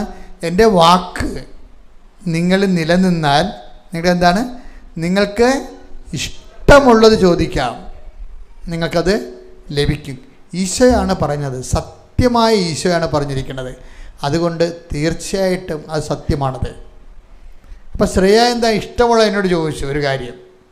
ആൾക്കാരെ വന്നപ്പോൾ അവൾ MNC 2 ആപ്ലിക്കേഷൻ വിട്ടിട്ട് എന്നോട് ചോദിച്ചു. എന്നെ കാണാൻ വന്നപ്പോൾ ചോദിച്ചു, ആൾക്കാരെ ചോദിച്ചു, എൻ്റെ പ്രൊസീജിയർ ശരിയാണോ അച്ഛാന്ന് ചോദിച്ചു. എൻ്റെ പ്രൊസീജിയർ എന്ന് വെച്ചാൽ ഞാൻ മുന്നോട്ട് പോകുന്നത് എൻ്റെ ഈ ഓപ്ഷൻസ് ശരിയാണോ എന്ന് ചോദിച്ചു. കാര്യം ഞാൻ ഈ കമ്പനി കൊടുത്താൽ എനിക്ക് കിട്ടുമോ എന്നാണ് ചോദിക്കണം. എൻ്റെ അർത്ഥം ഇതൊരു അമേരിക്കൻ കമ്പനിയാണെന്ന് തോന്നുന്നത്. അപ്പോൾ അതിനേക്കാൾ ഇവരെക്കാൾ എക്സ്പീരിയൻസ് ആയിട്ടുള്ളതും ആ കമ്പനി വർക്ക് ചെയ്യുന്നതായിട്ടുള്ളവരും എക്സ്പീരിയൻസ് ഉള്ളവരും അതിൻ്റെ ഇവർ തസ്തികയിലേക്ക് അപേക്ഷ വെച്ചിട്ടുണ്ട്. അപ്പോൾ അതുകൊണ്ടാണ് ഇവരാണെങ്കിൽ BTech ഫ്രഷ് ഹാൻഡാണ്. അപ്പോൾ സ്വാഭാവികമായിട്ട് മെറിറ്റില്ല ശരിക്കും. പക്ഷേ ഇവർക്ക് മനസ്സിൽ പരിശുദ്ധാത്മാവ് MNCക്ക് വെക്കാൻ പറഞ്ഞിരിക്കുന്നതാണ്. അതാണ് വിഷയം. അപ്പം നമ്മൾ നടക്കേണ്ട വഴി നമ്മുടെ മുഖത്ത് നോക്കി ദൈവം ഈ ഉടമ്പടി എടുക്കുമ്പോൾ ഉണ്ടാകുന്ന ഗുണമെന്ന് പറയുന്നത്, നമ്മൾ ഏത് കമ്പനി അപേക്ഷിക്കണം, എപ്പോൾ അപേക്ഷിക്കണം, എല്ലാം ഇങ്ങനെ നമ്മളോട് പറഞ്ഞുകൊണ്ടേയിരിക്കും. എല്ലാ കാര്യവും അങ്ങനെയാണ്. അതായത് ഞാനിപ്പം നിങ്ങളോട് ഇത്രയും വളരെ എളിമയോടെ സംസാരിക്കുന്നത്, നിങ്ങൾ കുറച്ചെങ്കിലും ആത്മാർത്ഥത നിങ്ങളിതിൻ്റെ നിന്ന് കാണിച്ചിട്ട് ദൈവദൃശ്യന് ഉടമ്പടിക്ക് കങ്കറൻസ് മേടിച്ചെടുക്കാൻ നോക്കണം. കാരണം നിങ്ങളുടെ ഉടമ്പടി കണ്ടാൽ ഗ്രീൻ ഉടമ്പടിയായിട്ട് ദൈവത്തിന് തോന്നണം. ഇപ്പം ട്രാഫിക് ലൈറ്റ് ഇല്ലേ, മഞ്ഞ ലൈറ്റ് ഉണ്ടാവും, റെഡ് ലൈറ്റ് ഉണ്ടാവും. അപ്പം അതുപോലെ ഗ്രീൻ ലൈറ്റ് ഉണ്ടാകും പ്രൊസീഡ് ചെയ്യാമെന്നതിൻ്റെ അർത്ഥം. അപ്പോൾ ദൈവത്തിന് നിങ്ങളുടെ ഉടമ്പടിയിൽ ഒരു ഗ്രീൻ ലൈറ്റ് കിട്ടണം ശരിക്കും. അതിനെന്താ ചെയ്യേണ്ടതെന്ന് വെച്ച് കഴിഞ്ഞാൽ, നമ്മൾ ചെയ്യുമ്പോൾ ഇപ്പം ദൈവ ചിന്തയോടുകൂടി വേണം. ദൈവം നമ്മുടെ കൂടെയുണ്ട്, അമ്മ നമ്മുടെ കുടുംബത്തിൽ താമസിക്കുകയാണ് എന്നുള്ള ബോധത്തിൽ വേണം ഈ വിഷയങ്ങളെല്ലാം മൂവ് ചെയ്യാൻ. അപ്പോൾ എന്ത് വിഷയം എന്ന് വെച്ചാൽ അവർ ആ രീതിയിൽ ഇപ്പോൾ ഇവർ എന്താ ചെയ്തിരിക്കണത്, ഉടമ്പടിക്ക് മുമ്പ് തന്നെ അവർ ട്രയൽ ഉടമ്പടി എടുത്ത് അത് തനിക്ക് മാസ്റ്റർ ചെയ്യാൻ പറ്റുമെന്ന് മനസ്സിലാക്കിയിട്ട് ആണ് അവർ വന്ന് ഉടമ്പടി എടുത്തിരിക്കുന്നത്. അപ്പോൾ ഈ വിഷയത്തിൽ ഇനി മുന്നോട്ട് പോകാൻ അവർ തീരുമാനിച്ചിരിക്കുകയാണ്. അത് ദൈവത്തിന് മനസ്സിലായെന്നാണ് ഏറ്റവും വലിയ രസം. അവർ സത്യസന്ധമായിട്ടാണ് ഈ വിഷയത്തിൽ ഇടപെട്ടിരിക്കുന്നത്, ദൈവത്തിന് മനസ്സിലായി. അപ്പോൾ ഇവിടെ എന്നോട് ചോദിച്ചു, ഞാൻ ഇങ്ങനെ MNC ആപ്ലിക്കേഷൻസ് വെച്ചിട്ടുണ്ട്, ഓക്കെയാണ് അച്ഛാന്ന് ചോദിക്കും. അപ്പോൾ ഞാൻ പറഞ്ഞു, ഞാൻ ഇപ്പം പറയാമെന്ന് പറയും. എല്ലാവരോടും ഞാൻ അങ്ങനെ പറയത്തില്ല, ഇപ്പം പറയാമെന്ന് നമുക്ക് തോന്നത്തില്ല. അപ്പം ഈ പ്രാർത്ഥന കഴിയട്ടെ, ഈ 90 ദിവസം കഴിയട്ടെ, നമുക്ക് നീ മെസ്സേജ് ആദ്യമേ നീ വരുമ്പോൾ എന്നോട് പറയണം, മെസ്സേജ് വേണമെന്ന് പറയണമെന്ന് പറയും. ചിലരോട് അങ്ങനെയാണ് പറയണത്. ഞാൻ പറഞ്ഞു, ഇവരോട് പറഞ്ഞു ഇപ്പം പറയാമെന്ന് പറഞ്ഞു. എനിക്ക് കൊച്ചിനെ അറിയത്തില്ല, പേരും അറിയത്തില്ല, ഇപ്പോഴല്ലേ ഈ സാക്ഷിയൊക്കെ പറയണത്. അപ്പോൾ ഞാൻ അപ്പം അന്ന് കണ്ടപ്പോൾ പറഞ്ഞു ഇപ്പം പറയാമെന്ന് പറഞ്ഞു. കാര്യം വെച്ചാൽ ആ ആളെ ദൈവത്തിനറിയാം. അതുകൊണ്ട് എന്നോട് പറഞ്ഞിട്ടുണ്ട്, ആൾ ഗ്രീൻ ചാനലിൽ പോവുകയാണ് ഉടമ്പടിയുടെ, അതുകൊണ്ട് സംസാരിക്കാൻ സാധ്യതയുണ്ട്. അപ്പം ഞാൻ ഉടനെ വന്ന് അമ്മയെടുത്ത് തലവെച്ച് അഡ്ഹിയർ ചെയ്തു. അതിനുശേഷം മധ്യസ്ഥം വഹിച്ച ഈശോൻ്റെ അടുത്ത് പോയി കാലേ വീണ് എല്ലാം സമർപ്പിച്ചതിന് ശേഷം അപ്പം എൻ്റെ മനസ്സിൽ ഈശോ ഒരു നമ്പർ തന്നു. അപ്പം ഞാൻ കൊച്ചിനോട് പറഞ്ഞ്, മോളെ നീ ഒരു നമ്പർ വിചാരിക്കുക, എന്നോട് പറയരുത് എന്ന് പറഞ്ഞു. അപ്പോൾ അവളൊരു നമ്പർ വിചാരിച്ച്. അപ്പോൾ ഞാൻ കുഞ്ഞിനോട് ചോദിച്ചു, ഇത് 14 എന്ന് ചോദിച്ചു. അപ്പോൾ കണ്ണു പിടിച്ച് പോയി, ശരിയാണ് 14 അതിനൊക്കെ എനിക്ക് കിട്ടിയിരിക്കുന്നത് 14. അപ്പോൾ ഇതിന് കൺകറൻസ് ഉണ്ടോയെന്നാണ് ഇവൾ ചോദിക്കണത്. ഇതിന് കൺകറൻസ് ഉണ്ടോ, ഈ MNC-യുമായിട്ട് പ്രൊസീഡ് ചെയ്യാമോ, അത് ഞാൻ പെട്ടുപോകുമോ? അപ്പോൾ ഞാൻ പറഞ്ഞു, നിനക്ക് പ്രൊസീഡ് ചെയ്യാം, നിനക്ക് പ്രൊസീഡ് ചെയ്യാം. എത്ര കൊലകൊമ്പന്മാർ വന്നാലും അമ്മ ഈ ജോലി നിനക്ക് തരും. അതാണ് വിഷയം. അതിൻ്റെ വിഷയം അതാണ്. കാര്യം അമ്മ ഇവിടെ ഈ വിഷയം ഏറ്റെടുത്തായിട്ട് മനസ്സിലായല്ലേ, ഇപ്പോൾ കൺകറൻസ് ആയല്ലോ. കാര്യം കുഞ്ഞിൻ്റെ മനസ്സിൽ എന്ത് നമ്പറാണെന്ന് എനിക്കറിയേണ്ട കാര്യമില്ലല്ലോ, അറിയാൻ പറ്റത്തില്ലല്ലോ. പക്ഷേ എനിക്കറിയാവുന്നത് കൊണ്ട്, നേരത്തെ അത് എന്നോട് പറഞ്ഞതുകൊണ്ട്, കർത്താവ് അത് എന്നോട് പറഞ്ഞതുകൊണ്ട് ഞാൻ അവളോട് പറഞ്ഞപ്പോൾ അത് കൺകറൻ്റായി. അത്രയും ഒബ്ജക്റ്റീവാണ് മെസ്സേജ് എന്ന് പറയണത്. അപ്പോൾ ഇതിൻ്റെ വിഷയം എന്ന് പറയണത്, പിന്നീട് വരുന്ന എല്ലാ കാര്യങ്ങളും MNC-യുടെ ഇൻ്റർവ്യൂകളെല്ലാം വരണത് 14-ാം തീയതിയാണ്. അതാണ് വിഷയം. അതാണ് 14 എന്ന് പറയണത്. പിന്നീട് MNC-യുടെ ഇൻ്റർവ്യൂ എല്ലാം വരണതും ഈ 14-ാം തീയതി, ഓരോ 14, മെയ് 14, ജൂൺ 14 അങ്ങനെ വരുന്നത്. അപ്പം അത്രയും പെർഫെക്റ്റായിട്ടാണ് ദൈവം ഡീല് ചെയ്യാനാണ് ആൾക്കാരോട് ഡീൽ ചെയ്യണത്. നിങ്ങളോട് ഡീൽ അങ്ങനെ ചെയ്യണില്ല എന്നുണ്ടെങ്കിൽ നിങ്ങളുടെ ഉടമ്പടിയിൽ എന്തോ കുഴപ്പമുണ്ടെന്ന് എൻ്റെ അർത്ഥം. സത്യസന്ധതയ്ക്ക് എന്തോ കുഴപ്പമുണ്ട്, അല്ലെങ്കിൽ നിങ്ങളുടെ ആത്മാർത്ഥതയ്ക്ക് എന്തോ കുഴപ്പമുണ്ട്. കത്തോലിക്കന് വരുന്ന ഏറ്റവും വലിയ കുഴപ്പമെന്ന് പറഞ്ഞാൽ, കത്തോലിക്കൻ്റെ വീട്ടിൽ 16 കിലോ പുസ്തകം ഇരിപ്പുണ്ട്. അതാണ് എൻ്റെ കുഴപ്പം. കാണുന്ന ധ്യാനകേന്ദ്രത്തിലൊക്കെ പോകും, കാണുന്ന പാട്ടുന്ന നൊവേന പാട്ടിലൊക്കെ പോകും. നിങ്ങൾ എവിടെയെങ്കിലും പോയിക്കോ, പക്ഷേ ഉടമ്പടി നിങ്ങൾ എടുക്കരുത്. That is my stand. നിങ്ങൾക്ക് പറ്റിയിരിക്കുന്ന അബദ്ധം എന്ന് പറയണത്, നിങ്ങൾ കാണുന്ന നൊവേനക്ക് മുഴുവൻ പോകും, കാണുന്ന ധ്യാനകേന്ദ്രങ്ങളെല്ലാം പോകും. ഞാൻ പറഞ്ഞു നിങ്ങൾ പോകണം. കാര്യം ഞങ്ങൾ അവിടെ എല്ലാം നടക്കുന്ന ശുശ്രൂഷ, ദൈവ ശുശ്രൂഷ തന്നെ നടക്കണത്. പക്ഷേ നിങ്ങൾ ഉടമ്പടി എടുക്കരുത്. Should not do it. കാര്യം ഉടമ്പടി എടുത്താൽ അത് വേറെ റിലേഷനാണ്. അതിങ്ങനെ ധ്യാനം കേൾക്കുന്ന പോലെയും രോഗശാന്തി പ്രാർത്ഥന കൂടുന്ന പോലെയും അല്ല. It's a way of life. അത് ദൈവവുമായിട്ടുള്ള നിലപാട്, നമ്മുടെ സമീപനം ഒക്കെ എല്ലാം കവനന്റ് ബേസാണ്. അതുകൊണ്ട് ചില ആൾക്കാർക്ക്, ബുദ്ധിയുള്ളവർക്ക് ഇത് മനസ്സിലാവും, ഇത് കവനന്റ് ബേസാണ് പോണത്. അപ്പം ഈ വിഷയങ്ങൾക്കെല്ലാം ദൈവത്തിന് പദ്ധതിയുണ്ട്. So I should wait. പരിശുദ്ധാത്മാവ് നിരന്തരം നമ്മളോട് പറയും. പിന്നെ സഞ്ചാരി മാതാവ് സമയത്തിൻ്റെ അധികാരി. അവർ നിങ്ങളുടെ ജീവിതത്തിൽ നിങ്ങൾക്കൊരു തകർച്ച, നിങ്ങളുടെ എടുക്കുന്ന തീരുമാനത്തിൽ ഒരു തകർച്ച വരാനും പറ്റുകയാണെങ്കിൽ അമ്മ സമ്മതിക്കത്തില്ല. കാര്യം എന്താ, അമ്മ നിങ്ങളുടെ കുടുംബാംഗം പോലെ വീട്ടിൽ ജീവിക്കല്ലേ. അപ്പോൾ ആ കുടുംബം തകരാൻ ദൈവം അനുവദിക്കുക. ഈ റോജൻ തന്നെ കാണിച്ചിരിക്കണം എന്താ, റോജൻ്റെ ബിസിനസ്സൊക്കെ കുറച്ച് ഫ്ലറിഷ് ചെയ്തപ്പോൾ റോജനും വൈഫും അമ്മയും കൂടിയൊക്കെ വിചാരിച്ച് നമുക്കൊരു വീട്, നമ്മുടെ പഴയ വീടല്ലേ, നമുക്കൊരു വീട് വാങ്ങിക്കാമെന്ന് പറഞ്ഞു. ഒരു വീട് വാങ്ങിക്കാമെന്ന് പറഞ്ഞു. അപ്പോൾ വീട് വാങ്ങിക്കാമെന്ന് പറഞ്ഞു കഴിഞ്ഞപ്പോൾ ഇവർ ഒരു കൊല്ലം മുഴുവനും വീട് ചെയ്യാനുള്ള വീടിൻ്റെ സ്കെച്ചും പ്ലാനും ഉണ്ടാക്കി, എൻജിനീയറെ കണ്ടു. അതിന് മുനിസിപ്പാലിറ്റി പോയി കൺകറൻസ് മേടിച്ചു. അവർ മുന്നോട്ട് പോകാൻ പറഞ്ഞു. പക്ഷേ എന്തോ ഒരു കുഴപ്പം. റോജിന് പൈസ ഉണ്ട്, പ്ലാൻ പാസ്സായി, നഗരസഭ അംഗീകരിച്ചു. പക്ഷേ അമ്മ മുന്നോട്ട് പോകാൻ പച്ചക്കൊടി കാണിക്കണില്ല. അതാണ് വിഷയം. അത് അമ്മ ഉണ്ടെങ്കിൽ നീ തകരാൻ അനുവദിക്കത്തില്ല ഒരിക്കലും. 1 കൊല്ലം കഴിഞ്ഞപ്പോൾ റോജിന് മനസ്സിലായി ഇത്രയും ലക്ഷക്കണക്കിന് രൂപ ബിസിനസ്സിൽ നിന്ന് എടുത്ത് മറിച്ചാൽ ബിസിനസ് നാളെ ഡൗൺ ആകും. കാര്യം ബിസിനസ്സുകാർക്കുണ്ടാകുന്ന പ്രശ്നം വെച്ചാൽ അവർക്ക് ലിക്വിഡ് എമൗണ്ട് എപ്പോഴും അവിടെ കയ്യിലുണ്ടാകണം. ലിക്വിഡ് എമൗണ്ടും പിന്നെ എടുത്തു മറിക്കാൻ പറ്റുന്ന വളരെ മൂവബിളായിട്ടുള്ള പ്രോപ്പർട്ടി എപ്പോഴും ബിസിനസ്സുകാരുടെ കയ്യിൽ കരുതൽ ദ്രവ്യം പോലും ഉണ്ടാകണം. അതില്ലാതെ വരുമ്പോഴാണ് നമുക്ക് ചില സമയത്ത് ചിലയിടത്ത് കൊടുത്ത് ചില സാധനം വാങ്ങിച്ചിട്ട് ചില സമയത്ത് മറിച്ച് കൊടുത്താൽ കിട്ടാവുന്ന ലാഭം നഷ്ടപ്പെടുന്നതിൻ്റെ കാര്യം അതാണ്. അപ്പോൾ അതുകൊണ്ട് ഇങ്ങനെയൊക്കെ ഉള്ള ഒരു നീക്കുപോക്കുകളുള്ള കാരണം അമ്മ ഈ വിഷയം ബ്ലോക്ക് ചെയ്യും. കുടുംബം ഉണ്ടാക്കുക എന്നുള്ള വിഷയം ബ്ലോക്ക് ചെയ്യും. അതുപോലെ നിൻ്റെ ഇത്രയും പണം ലക്ഷക്കണക്കിന് രൂപയുടെ പണമാണ് എടുത്ത് പുതിയ ഇൻവെസ്റ്റ്മെൻറ്റ് വരുമ്പോൾ അത് ഡെഡ് മണി ആയിട്ട് പോവുകയാണ്. ഇത് ബ്ലോക്ക് ചെയ്യും. ബ്ലോക്ക് ചെയ്ത് വെച്ചും ഇവരെല്ലാവരും കൂടി ഇരുന്ന് അമ്മയും ഭാര്യയും പല വീടുകളും പോയി കണ്ട് ഇവർക്ക് ഒക്കണില്ല. അമ്മയും ഭാര്യയും അവസാനം തോറ്റ് തന്നത്തായിരുന്ന് പ്രാർത്ഥിക്കുമ്പോൾ അവർ 3 പേരും കൂടി ഇരുന്ന് അതാണ് 3 പേരും കൂടി ഉടമ്പടിക്കാനുള്ള ഗുണം അതാണ്. അവർ 3 പേരും കൂടി ഇരുന്ന് പ്രാർത്ഥിക്കുമ്പോൾ അമ്മ പറയും നിങ്ങളുടെ ഈ വീട് തന്നെ പൊളിച്ച് അതിനെ മോഡിഫൈ ചെയ്താൽ മതി, വേറെ പ്രശ്നമൊന്നും ഇല്ലെന്ന് പറയും. ഇതോടുകൂടി അതാണ് ഈ റോജൻ പറയണതേ, എൻ്റെ തോട്ട് പ്രോസസ്സ് തന്നെ മാറിപ്പോയെന്ന്, ഞാൻ ചിന്തിക്കണ വിധം തന്നെ മാറിപ്പോയെന്ന്. അമ്മ ഇതെല്ലാം ഇങ്ങനെ എല്ലാ കാര്യത്തിലും ഇടപെടുകയും എല്ലാം കൃത്യമായിട്ട് ചേഞ്ച് ചെയ്ത് കറക്റ്റ് പൊസിഷനിൽ കൊണ്ടുവെക്കുകയും ചെയ്യും. എന്നിട്ട് ഈ വീട് വെക്കാൻ നേരത്ത് ഈ വീട് മോഡിഫൈ ചെയ്തതിന് ശേഷം ഈ വീട് ചില മുറികൾ മാറ്റി ചിലത് ആഡ് ചെയ്ത് ഇതിൻ്റെ ഷേപ്പ് മാറ്റി എക്സ്ട്രാ എക്സ്റ്റൻഷൻ എടുത്തൊക്കെ വരുമ്പോൾ അതായത് ഇവർ വെക്കാൻ പോയ വീടിനേക്കാളും അതിമനോഹരമായൊരു വീട്. അതായത് എപ്പോഴും നമ്മൾ ശ്രദ്ധിക്കേണ്ട ഒരു വിഷയം വെച്ചാൽ അതായത് ഒരു 50 ലക്ഷം രൂപയുടെ ലാഭമെങ്കിലും ഉണ്ട്. 50 ലക്ഷം പുതിയ സംവിധാനത്തിന് 50 ലക്ഷം രൂപയുടെ ലാഭമുണ്ട് ഇതിൻ്റെ അകത്ത്. ഈ ലാഭം വന്ന വഴികളല്ലേ ദൈവം നമ്മുടെ ചില കാര്യങ്ങൾ നമ്മുടെ ആക്രാന്തം കൊണ്ടും നാട്ടുകാർ പറഞ്ഞത് കൊണ്ടും കൂട്ടുകാർ സമ്മർദ്ദം ചെയ്യുന്നത് കൊണ്ടും നമ്മൾ ഓരോ സ്ഥലത്ത് പോയി തലവെച്ച് കൊടുക്കും. എന്നിട്ട് നമുക്ക് ലക്ഷക്കണക്കിന് രൂപ നഷ്ടമുണ്ടാകും.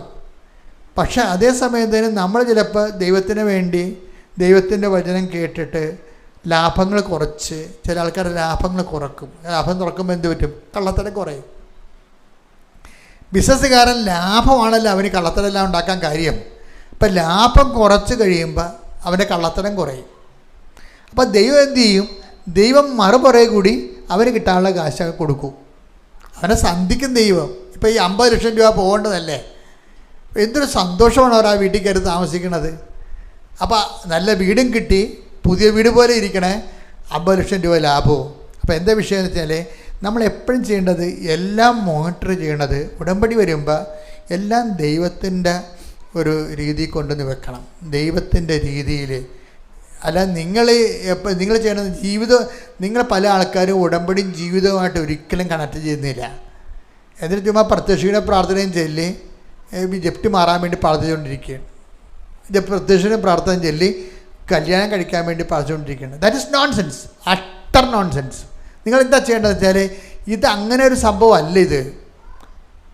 അത് നിങ്ങളിപ്പം നൊവേനയും തീർത്ഥയാത്രയൊക്കെ നടത്തും. ചില ആൾക്കാർ തീർത്ഥയാത്രയൊക്കെ ആർക്ക് വേണം നടത്താം, ഒരു പ്രശ്നമൊന്നുമില്ല, അത് എപ്പോൾ വേണമെങ്കിൽ നടത്താം. പക്ഷെ നിങ്ങളെപ്പോഴും തീർത്ഥയാത്ര നടത്തുമ്പോഴും ആ ഉടമ്പടി ബ്രേക്ക് ചെയ്യരുത്. നിങ്ങളാ പ്രത്യക്ഷികനെ തീർത്ഥയാത്രയൊക്കെ പോവുകയാണ്, മാതാവിൻ്റെ അടുത്തല്ലേ പോകണത്, വേളാങ്കണ്ണിയിലല്ലേ പോകണതെന്ന് പറഞ്ഞുകൊണ്ട് അവിടെ പക്ഷേ പ്രത്യക്ഷ പ്രാർത്ഥന എടുത്തല്ലേ. ഇപ്പോൾ എപ്പട്ടിയാണ് ഈ സാധനം, ബോധമില്ലാത്തൊരു പേപ്പട്ടിയാണിത്. ഇവർ ഉടമ്പടി എടുക്കാൻ പാടില്ല. എന്താ കാര്യം വെച്ച് കഴിഞ്ഞാൽ നമ്മൾ ഉടമ്പടിയിലുള്ളവർക്ക് ബ്രേക്കില്ല. അവരെവിടെയായാലും എന്തിനു പോയാലും അത് വേറെയാണ്. അത് ഉടമ്പടി പോലെ തന്നെ പോകണം. അപ്പം ചില ആൾക്കാർക്ക് നല്ല കർക്കശമായിട്ടേ അവരോട് ചെയ്യത്തുള്ളൂ. ഉടമ്പടികളെല്ലാം കർക്കശമായിട്ട് ചെയ്യത്തുള്ളൂ. അപ്പം ദൈവത്തിന് അതെന്നെ അറിയാം. അപ്പം ദൈവത്തിന് അറിയാവുന്ന അങ്ങനെയുള്ള ആൾക്കാർ അറിയണത് കൊണ്ടാണ് ഇവർ പോലൊക്കെ ഈ ശ്രേയെ പോലെ ആൾക്കാർ വരുമ്പോൾ അവർ ഇൻട്രാക്ട് ചെയ്യണത്. കഴിഞ്ഞ ദിവസങ്ങളിൽ ഒരു വചനം ഞാൻ ഡെയിലി ബ്രെഡിൽ ഇരിക്കുമ്പോൾ കിട്ടി. എന്താണെന്ന് വെച്ച് കഴിഞ്ഞാൽ വചനം വെച്ചാൽ യോഹന്നാൻ 6:6 ഒന്നെടുത്തേ, ശ്രദ്ധിക്കട്ടെ. ഹല്ലേലൂയ ഹല്ലേലൂയ ഹല്ലേലൂയ ഹല്ലേലൂയ യേശുവേ നന്ദി. ഹല്ലേലൂയ ഹല്ലേലൂയ ഹല്ലേലൂയ ഹല്ലേലൂയ ഹല്ലേലൂയ. യോഹന്നാൻ 6:6 യോഹന്നാൻ 6:6 എന്തു ചെയ്യണമെന്ന് യേശു നേരത്തെ മനസ്സിൽ കരുതിയിരുന്നു. അപ്പോൾ ഇതെന്താ വിഷയം എന്ന് പറഞ്ഞാൽ, ഇവർക്ക് പീലിപ്പോസ് വന്ന് ആൾക്കാരെ കാണുമ്പോൾ സന്ധ്യയാകുമ്പോൾ പീലിപ്പോസ് പറയും, ഇവരൊക്കെ പറഞ്ഞു വിടുന്നില്ലേ, ഇവർക്ക് ഇത്രയും ആൾക്കാർക്ക് ഭക്ഷണം എവിടെ നിന്ന് കിട്ടാനാണ് ചോദിക്കുമ്പോൾ പീലിപ്പോസിന് കൊടുക്കുന്ന മറുപടിയാണ്, നിങ്ങൾ തന്നെ അവർക്ക് ഭക്ഷണം കൊടുക്കാൻ വേണ്ടി ഈശോ അവനെ പരീക്ഷിക്കാൻ വേണ്ടി പറയും. പക്ഷേ എന്നിട്ട് യോഹന്നാൻ 6:6 എന്താ പറയണത്? എന്ത് പരീക്ഷിക്കാൻ പറഞ്ഞാലും എന്ത് ചെയ്യണമെന്നുള്ളത് ഈശോ നേരത്തെ മനസ്സിൽ കരുതിയിരുന്നു. അപ്പോൾ ഈശോയ്ക്ക് നിങ്ങളുടെ ജീവിതത്തെക്കുറിച്ച് നേരത്തെ ഒരു കരുതലുണ്ട്. അതെപ്പോഴും ഓർത്തേക്കണം. നിങ്ങൾ ആരെ കല്യാണം കഴിക്കണം, എവിടെ കല്യാണം കഴിക്കണം, എവിടെ എന്ത് ജോലി ചെയ്യണം, എല്ലാ വിഷയത്തെക്കുറിച്ചും ഈശോയ്ക്ക് ഒരു കരുതലുണ്ട്. നമ്മൾ ഉടമ്പടി എന്ന് പറയണത് ഈശോയ്ക്ക് നമ്മളെക്കുറിച്ചുള്ള കരുതൽ വെളിവാക്കി വചനത്തെ മാംസമാക്കി എടുക്കുന്നൊരു നടപടിയാണ്. ഈശോയ്ക്ക് നമ്മളെക്കുറിച്ച് കരുതലുണ്ട്, എല്ലാവരെക്കുറിച്ചും, എല്ലാ വിഷയങ്ങളെക്കുറിച്ചും. അപ്പം അതുകൊണ്ടാണ് നമ്മൾ എപ്പോഴും നിങ്ങൾ ഉടമ്പടി പറയാത്തൊരു കാര്യമുണ്ട്, ഞങ്ങളൊക്കെ ചെയ്യേണ്ടൊരു കാര്യം എന്നുവെച്ചാൽ ഞങ്ങൾ മണിക്കൂറുകളോളം കർത്താവിൻ്റെ തിരുസന്നിധി ഇരിക്കും. കാര്യം അതെന്ന് പറയണത് നമ്മൾ ഉടമ്പടി ചേർക്കേണ്ട ഒരു ഭാഗമാണത്. അരമണിക്കൂർ കർത്താവിൻ്റെ തിരുസന്നിധിയിൽ ഇരിക്കണം. നമ്മൾ കുർബാന കഴിയുമ്പോൾ അവിടെ നിന്ന് ചാടി വീടി പോകരുത്. അത് ഇറച്ചി മേടിക്കാൻ പോകുന്ന ആൾക്കാർ അങ്ങനെ പോണത്. നിങ്ങൾ പോകരുത്, നിങ്ങളവിടെ ഇരിക്കണം. ദിവ്യകുർബാനയുടെ അടുത്ത് ഇരിക്കുക എന്ന് പറയുമ്പോഴല്ല, അത് ഒരു സത്യസന്ധമായ ഇരിപ്പാണെങ്കിൽ എല്ലാ കാര്യങ്ങൾക്കും അവിടെ വെച്ച് അമ്മ നിനക്ക് വേണ്ടി മധ്യസ്ഥം വഹിച്ചുകൊണ്ടിരിക്കും. കാര്യം നീ ഉടമ്പടിയിലാണ്. നീ ഉടമ്പടിയിൽ എങ്ങായത് കാരണം നീ ദിവ്യകുർബാനയുടെ അടുത്ത് ഇരിക്കുമ്പോൾ ഈശോ അടുത്തുണ്ടെങ്കിൽ അമ്മ അപ്പം തന്നെ, കാനായിൽ അതല്ലേ സംഭവിക്കണത്. കാനായിൽ എന്താ സംഭവിക്കണത്? ഈശോ അടുത്തുണ്ട്. അതുകൊണ്ട് ആ കുടുംബത്തിനൊരു അവശത വന്നപ്പോൾ അമ്മ ഉടനെ ഈശോൻ്റെ അടുത്തേക്ക് റഷ് ചെയ്യണത്. നീ ദിവ്യകുർബാന ഇരുന്ന് നോക്കിയേ. അങ്ങനെ ഇരുന്ന് കഴിയുമ്പോൾ അമ്മ നിനക്ക് വേണ്ടി ഉടനെ മധ്യസ്ഥം വഹിക്കും. പ്രാർത്ഥിക്കുക, കർത്താവേ ദിവ്യകുർബാനയിൽ വരുമ്പോൾ നിന്റെ കൂടെ ഇരിക്കാൻ അമ്മയുടെ മധ്യസ്ഥത്തിന് ഏറ്റവും യോഗ്യമായ ഈ സമയം തിരിച്ചറിഞ്ഞുകൊണ്ട് ദിവ്യകുർബാനയെ സന്ദർശിച്ച് ആരാധിക്കുവാൻ എനിക്ക് പ്രത്യേക അഭിഷേകം നൽകണമേ. ശ്രദ്ധിക്കട്ടെ.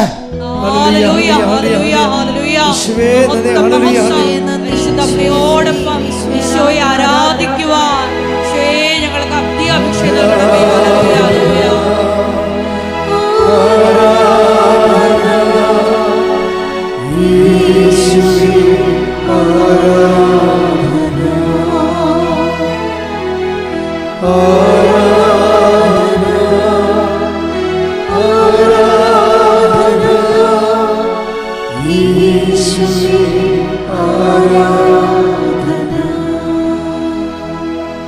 മക്കളെ, ഇതൊരു അനോയിൻറ്റിങ് ആണ് കേട്ടോ. ആരാധന ഇരിക്കുക എന്ന് പറയുന്നത് ഒരു അനോയിൻറ്റിങ് ആണ്. അത് പെട്ടെന്ന് കിട്ടണമെന്ന് നിർബന്ധമില്ല. നിങ്ങൾ കുറേ ആഗ്രഹിക്കണം. ഈ അഭിഷേകവും ആഗ്രഹവും തമ്മിൽ കുറേ ബന്ധമുണ്ട്. കുറേ ആഗ്രഹിച്ച് കഴിയുമ്പോൾ പതുക്കെ ആദ്യം 10 മിനിറ്റ്, പിന്നെ 15 മിനിറ്റ്, പിന്നെ 20 മിനിറ്റ് കർത്താവ് അത് നിങ്ങൾക്ക് അഭിഷേകം തരും. അല്ലെങ്കിൽ നിങ്ങൾക്ക് അവിടുന്ന് പെട്ടെന്ന് പോരാൻ തോന്നും. അതിപ്പോൾ നിങ്ങൾ പേടിക്കേണ്ട കാര്യമൊന്നുമില്ല.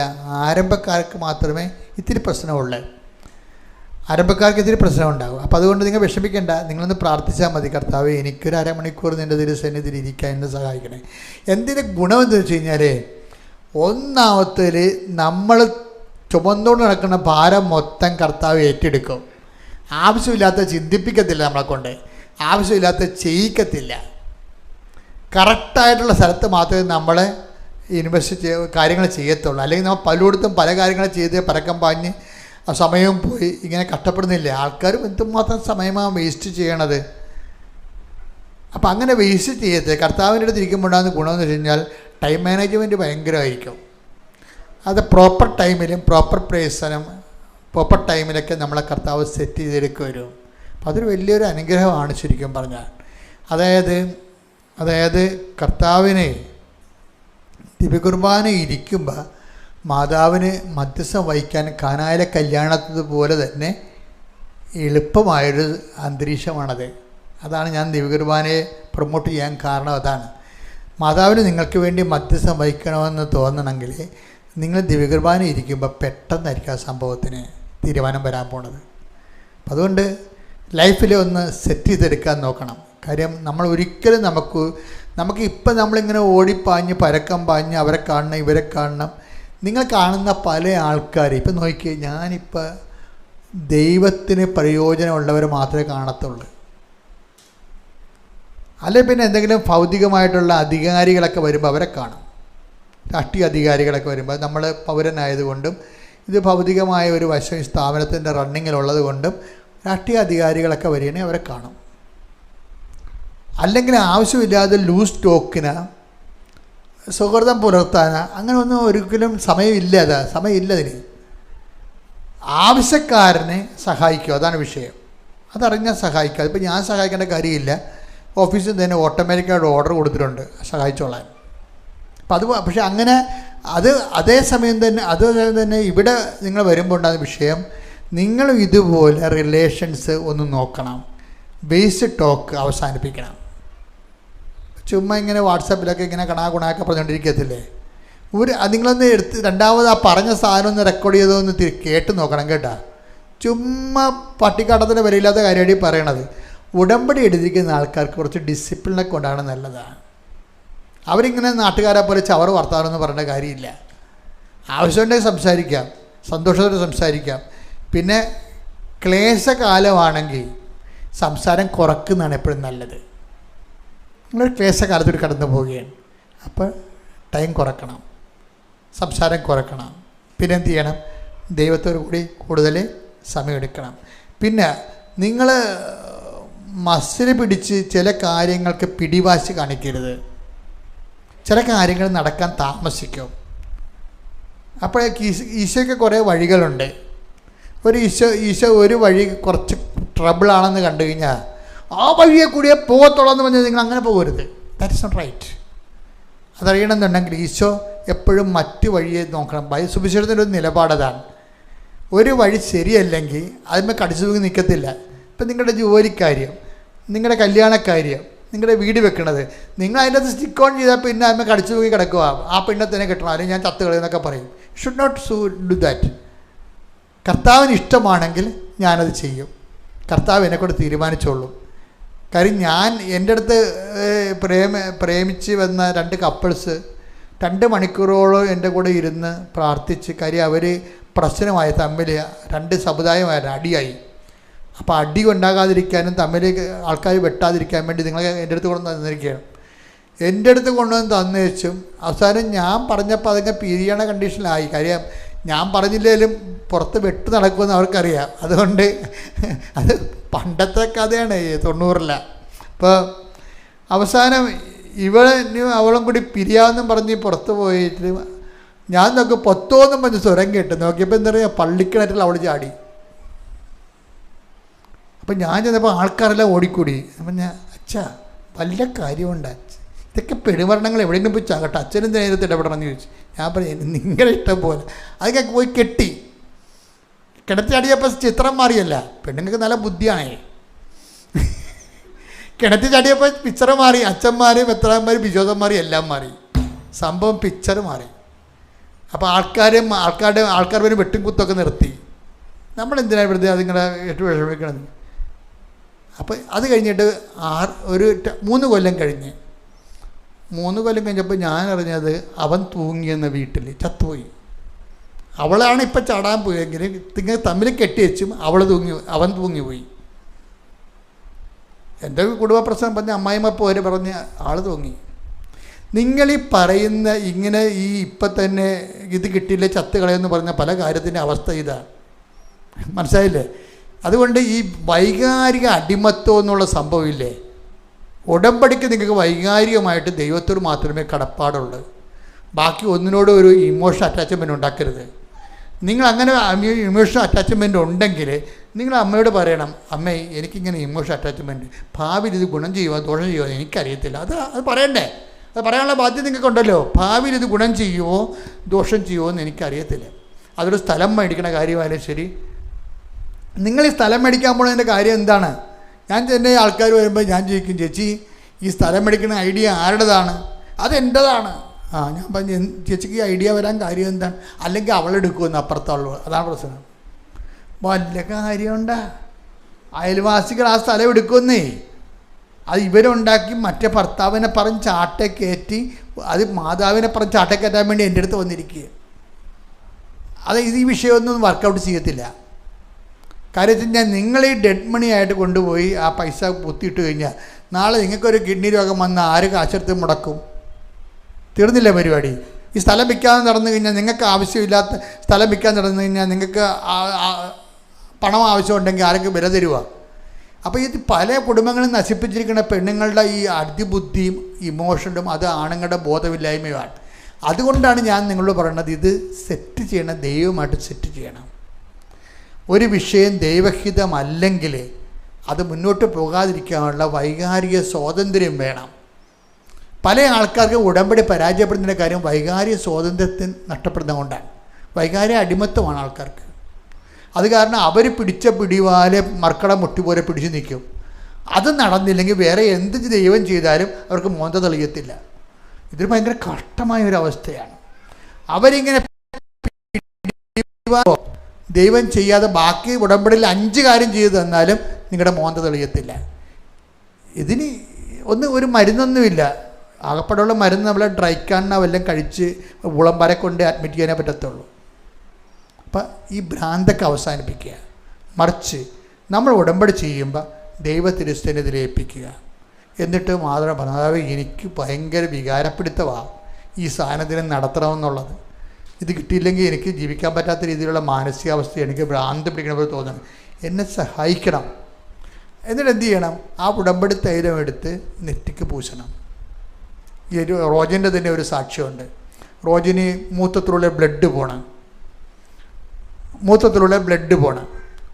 അപ്പോൾ ഇതിങ്ങനെ ഗുരുതരമായ രീതിയിൽ പോകുന്ന കണ്ടപ്പോൾ ഒരു യൂറോളജിസ്റ്റിനെ പോയി കണ്ട്. അപ്പോൾ അദ്ദേഹം അത് ഈ ആന്തരിക അവയവങ്ങളെല്ലാം ടെസ്റ്റ് ചെയ്ത് സ്കാൻ ചെയ്ത് എടുത്തത് ആന്തരിക അവയവങ്ങളെല്ലാം ഓക്കെയാണ്, നിങ്ങൾക്ക് കുഴപ്പങ്ങളൊന്നുമില്ല. അപ്പോൾ റോജൻ ഡോക്ടറിനോട് ചോദിച്ചു, അയാളെ അങ്ങനെ യൂറോളജി MD അല്ലേ, ഡോക്ടറിനോട് ചോദിച്ചു, ഡോക്ടറെ പിന്നെ എങ്ങനെയാണ് ഇപ്പോഴും ബ്ലഡ് പോകണ്ടല്ല? ആന്തരിക അവയവങ്ങൾക്കൊന്നും കുഴപ്പമില്ല, ടെസ്റ്റ് എല്ലാം ചെയ്ത്, പക്ഷേ ഇപ്പോഴും ബ്ലഡ് പോകണ്ടല്ല. അപ്പോൾ ഡോക്ടർ പറയുന്നത് അത് വൈദ്യശാസ്ത്രത്തിൻ്റെ പരാജയമാണെന്ന്. അങ്ങനെ റോജൻ്റെ സാക്ഷ്യത്തിലുണ്ടത്, നോക്കിയാൽ മതി. അത് ചില കാര്യങ്ങൾ വൈദ്യശാസ്ത്രത്തിനും അറിയത്തില്ലെന്നാണ്. ആന്തരിക അവയവങ്ങളെല്ലാം ഓക്കെയാണ്, ബ്ലഡിലൂടെ യൂറിൻ പോണ്, അവസാനം യൂറിൻ ഇല്ല, ഇപ്പം ബ്ലഡ് മാത്രം പോയിക്കൊണ്ടിരിക്കുകയാണ്. ആളുടെ ലൈഫ് തന്നെ ഉണങ്ങി ഇങ്ങനെ വരികയാണ്. അപ്പോഴെന്ത് ചെയ്യും? ഡോക്ടർ ഇത് പറഞ്ഞപ്പോൾ പുള്ളിക്ക് ഷോക്കായിപ്പോയി. കാര്യം വൈദ്യശാസ്ത്രം ഇങ്ങനെ ചില സമയത്ത് പരാജയപ്പെടുമെന്ന് പറഞ്ഞപ്പോൾ ഇവന് ഷോക്കായി.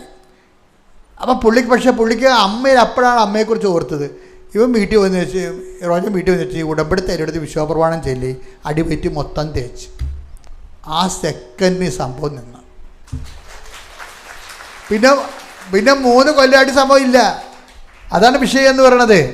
അപ്പം ചില ആൾക്കാരെ നിങ്ങൾക്കിത്തിരി എന്തെങ്കിലും തരത്തിൽ വൈകാരികമായിട്ടുള്ള ഭ്രാന്ത് കയറി നിങ്ങൾ ഒരു കാര്യത്തിൽ സ്റ്റിക്കോട് ചെയ്തെങ്കിൽ ഉടമ്പടി തൈലം എടുത്ത് നെഞ്ചത്ത് വിശ്വാസപ്രമാണം ചെയ്ത് കുറിച്ചിടണം.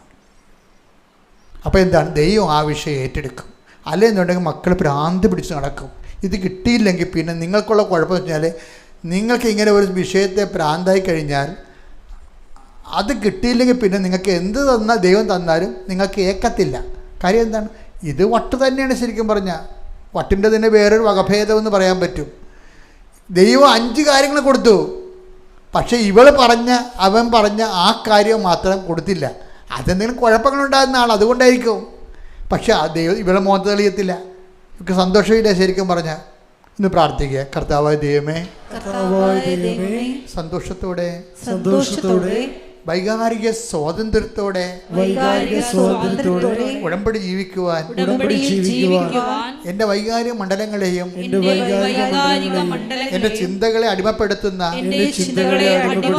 ഭൗതിക ആകർഷണങ്ങളെയും എൻ്റെ വിശുദ്ധ രക്തത്താൽ തളിക്കണമേ. എനിക്ക് വിടുതൽ നൽകണമേ. ശ്രുതികട്ടെ ഹല്ലേലൂയ.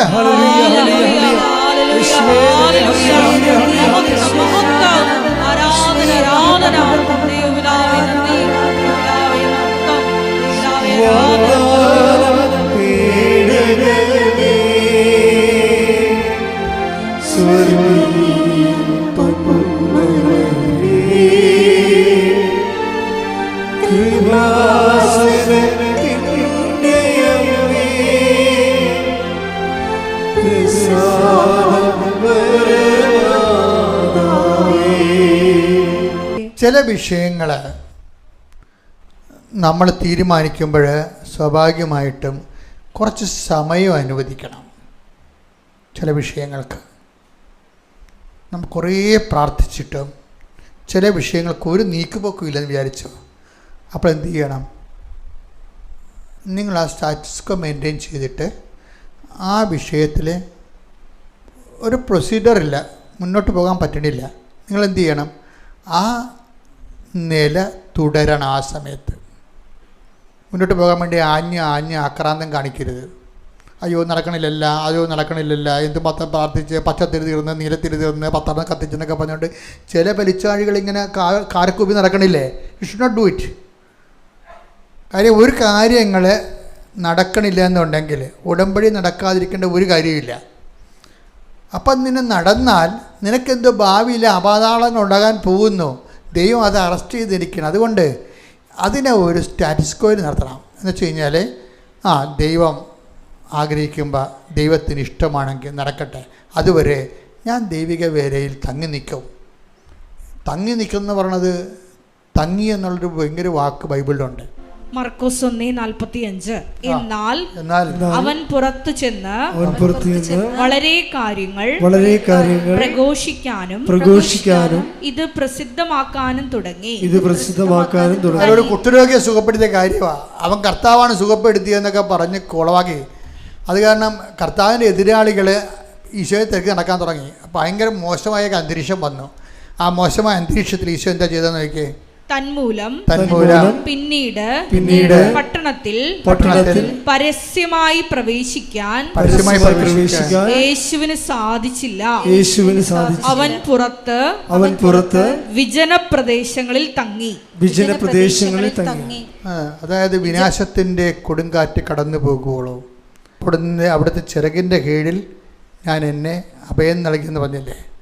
വിജനപ്രദേശത്ത് തങ്ങിയെന്ന് പറയുമ്പോൾ നമ്മൾ ഓർക്കണത് എന്താണ്? ആ വിനാശത്തെ കൊടുക്കാറ്റെടുത്ത് ശ്രുതിക്കട്ടെ ഹല്ലേലൂയ.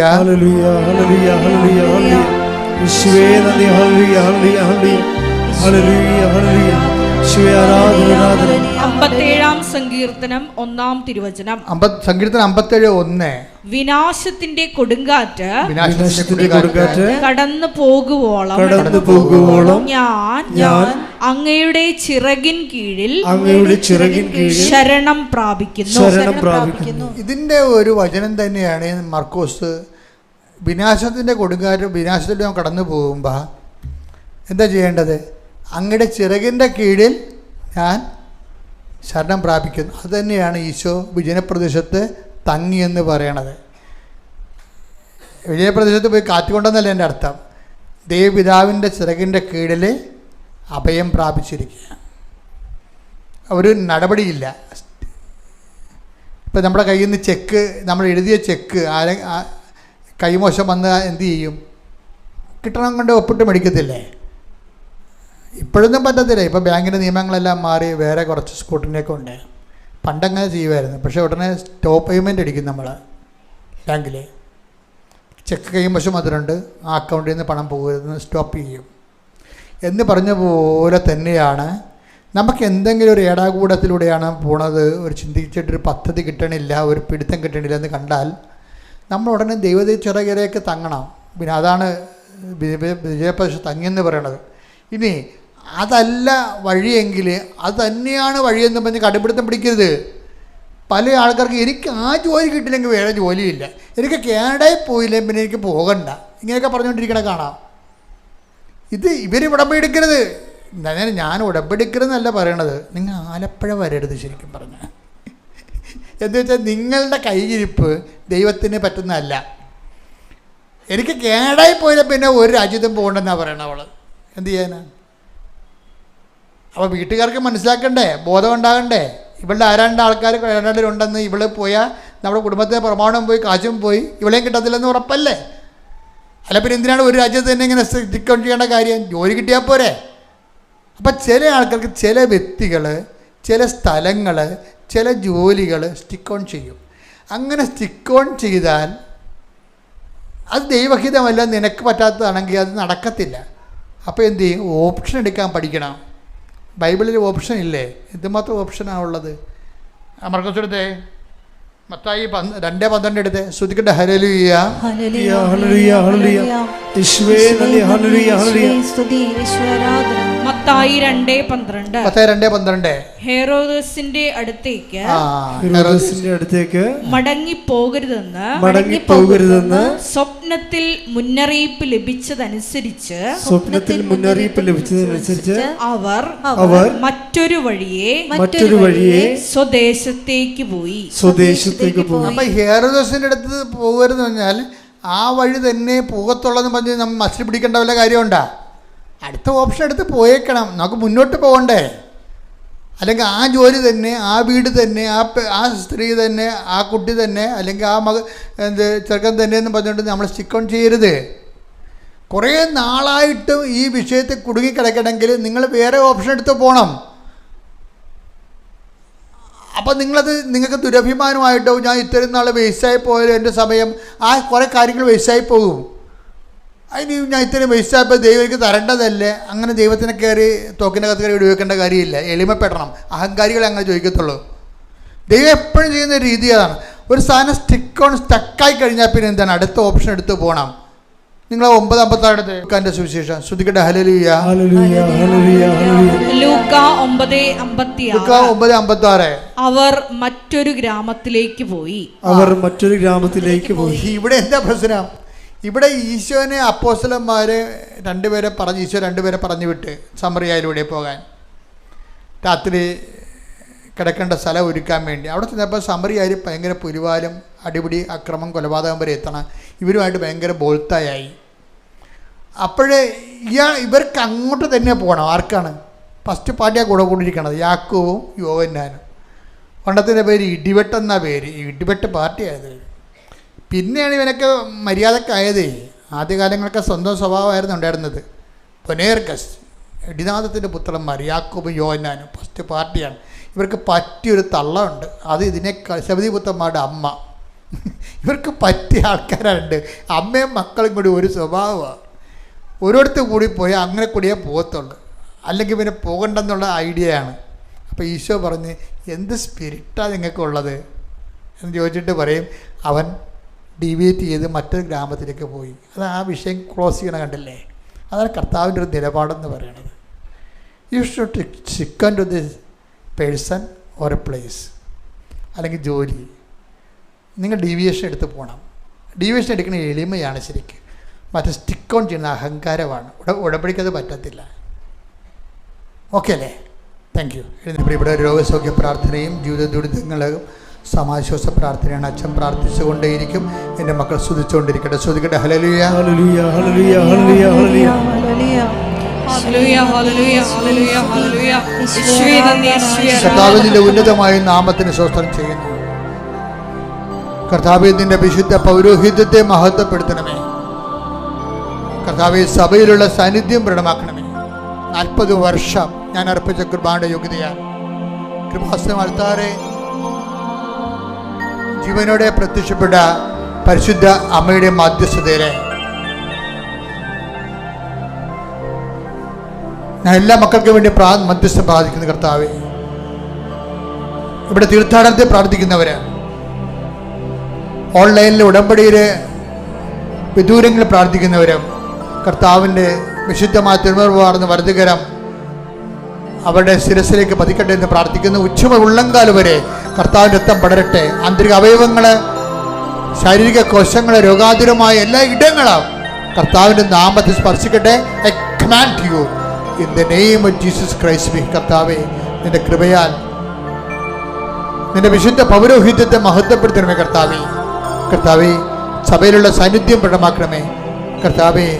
ഓരോരോ കാര്യങ്ങൾക്ക് വേദന കൊള്ളുന്നവരെ, വേദനപ്പെടുന്നവരെ, സങ്കടപ്പെടുന്നവരെ, ജീവിത ദുരിതങ്ങളിൽ പ്രയാസപ്പെടുന്നവരെ കർത്താവേ, അവിടെ സങ്കടങ്ങളെ നീ ഏറ്റെടുക്കണമെന്ന് പ്രാർത്ഥിക്കുന്നു. ഈ പ്രാർത്ഥന കൂടുന്നവരെ, ഈ ധ്യാനം കൂടുന്നവരിലെ കർത്താവിൻ്റെ കരുണ ചൊരിയട്ടെ കർത്താവേ. ഈ ആഴ്ചയിൽ ഓരോരോ ഇടങ്ങളിൽ ഇൻ്റർവ്യൂവിന് പോകുന്നവരെ, ടെസ്റ്റിന് പോകുന്നവരെ, ജോലിക്ക് പോകുന്നവരെ, പുതിയ പഠനങ്ങളിലേക്ക് പോകുന്നവർ, പുതിയ കോഴ്സ് എടുക്കുന്നവർ, അവർക്കുണ്ടാകുന്ന ഇൻ്റർവ്യൂ, അവർക്കുണ്ടാകുന്ന എല്ലാ ക്ലേശങ്ങളും കർത്താവ്, ഈ ആഴ്ചയിൽ ഇൻ്റർവ്യൂവിനും ടെസ്റ്റിനും പോകുന്നവരെ, സ്ഥലസംബന്ധമായ കാര്യങ്ങൾക്ക് വേണ്ടി പോകുന്നവർ കർത്താവ്, ഈ ആഴ്ചയിൽ വിവാഹ സംബന്ധമായ വിഷയങ്ങൾ അന്വേഷിക്കാൻ വേണ്ടി പോകുന്നവർ കർത്താവ്, ഐക്യപ്പെട്ട് ജീവിക്കാൻ വേണ്ടി ആഗ്രഹിക്കുന്ന മാതാപിതാക്കന്മാർ, ഭാര്യാഭർത്താക്കന്മാരെ ആശീർവദിക്കുന്നു. മക്കളില്ലാത്തവർ, ഭവനമില്ലാത്തവർ, വീടില്ലാത്തവർ, സ്ഥലമില്ലാത്തവർ, സമാധാനം ഇല്ലാത്തവർ, ദൈവമേ കേസ് അകപ്പെട്ടിരിക്കുന്നവർ ദൈവനാമത്തിൽ നീ യേശുനാമത്തിൽ വീണ്ടെടുക്കപ്പെടട്ടെ.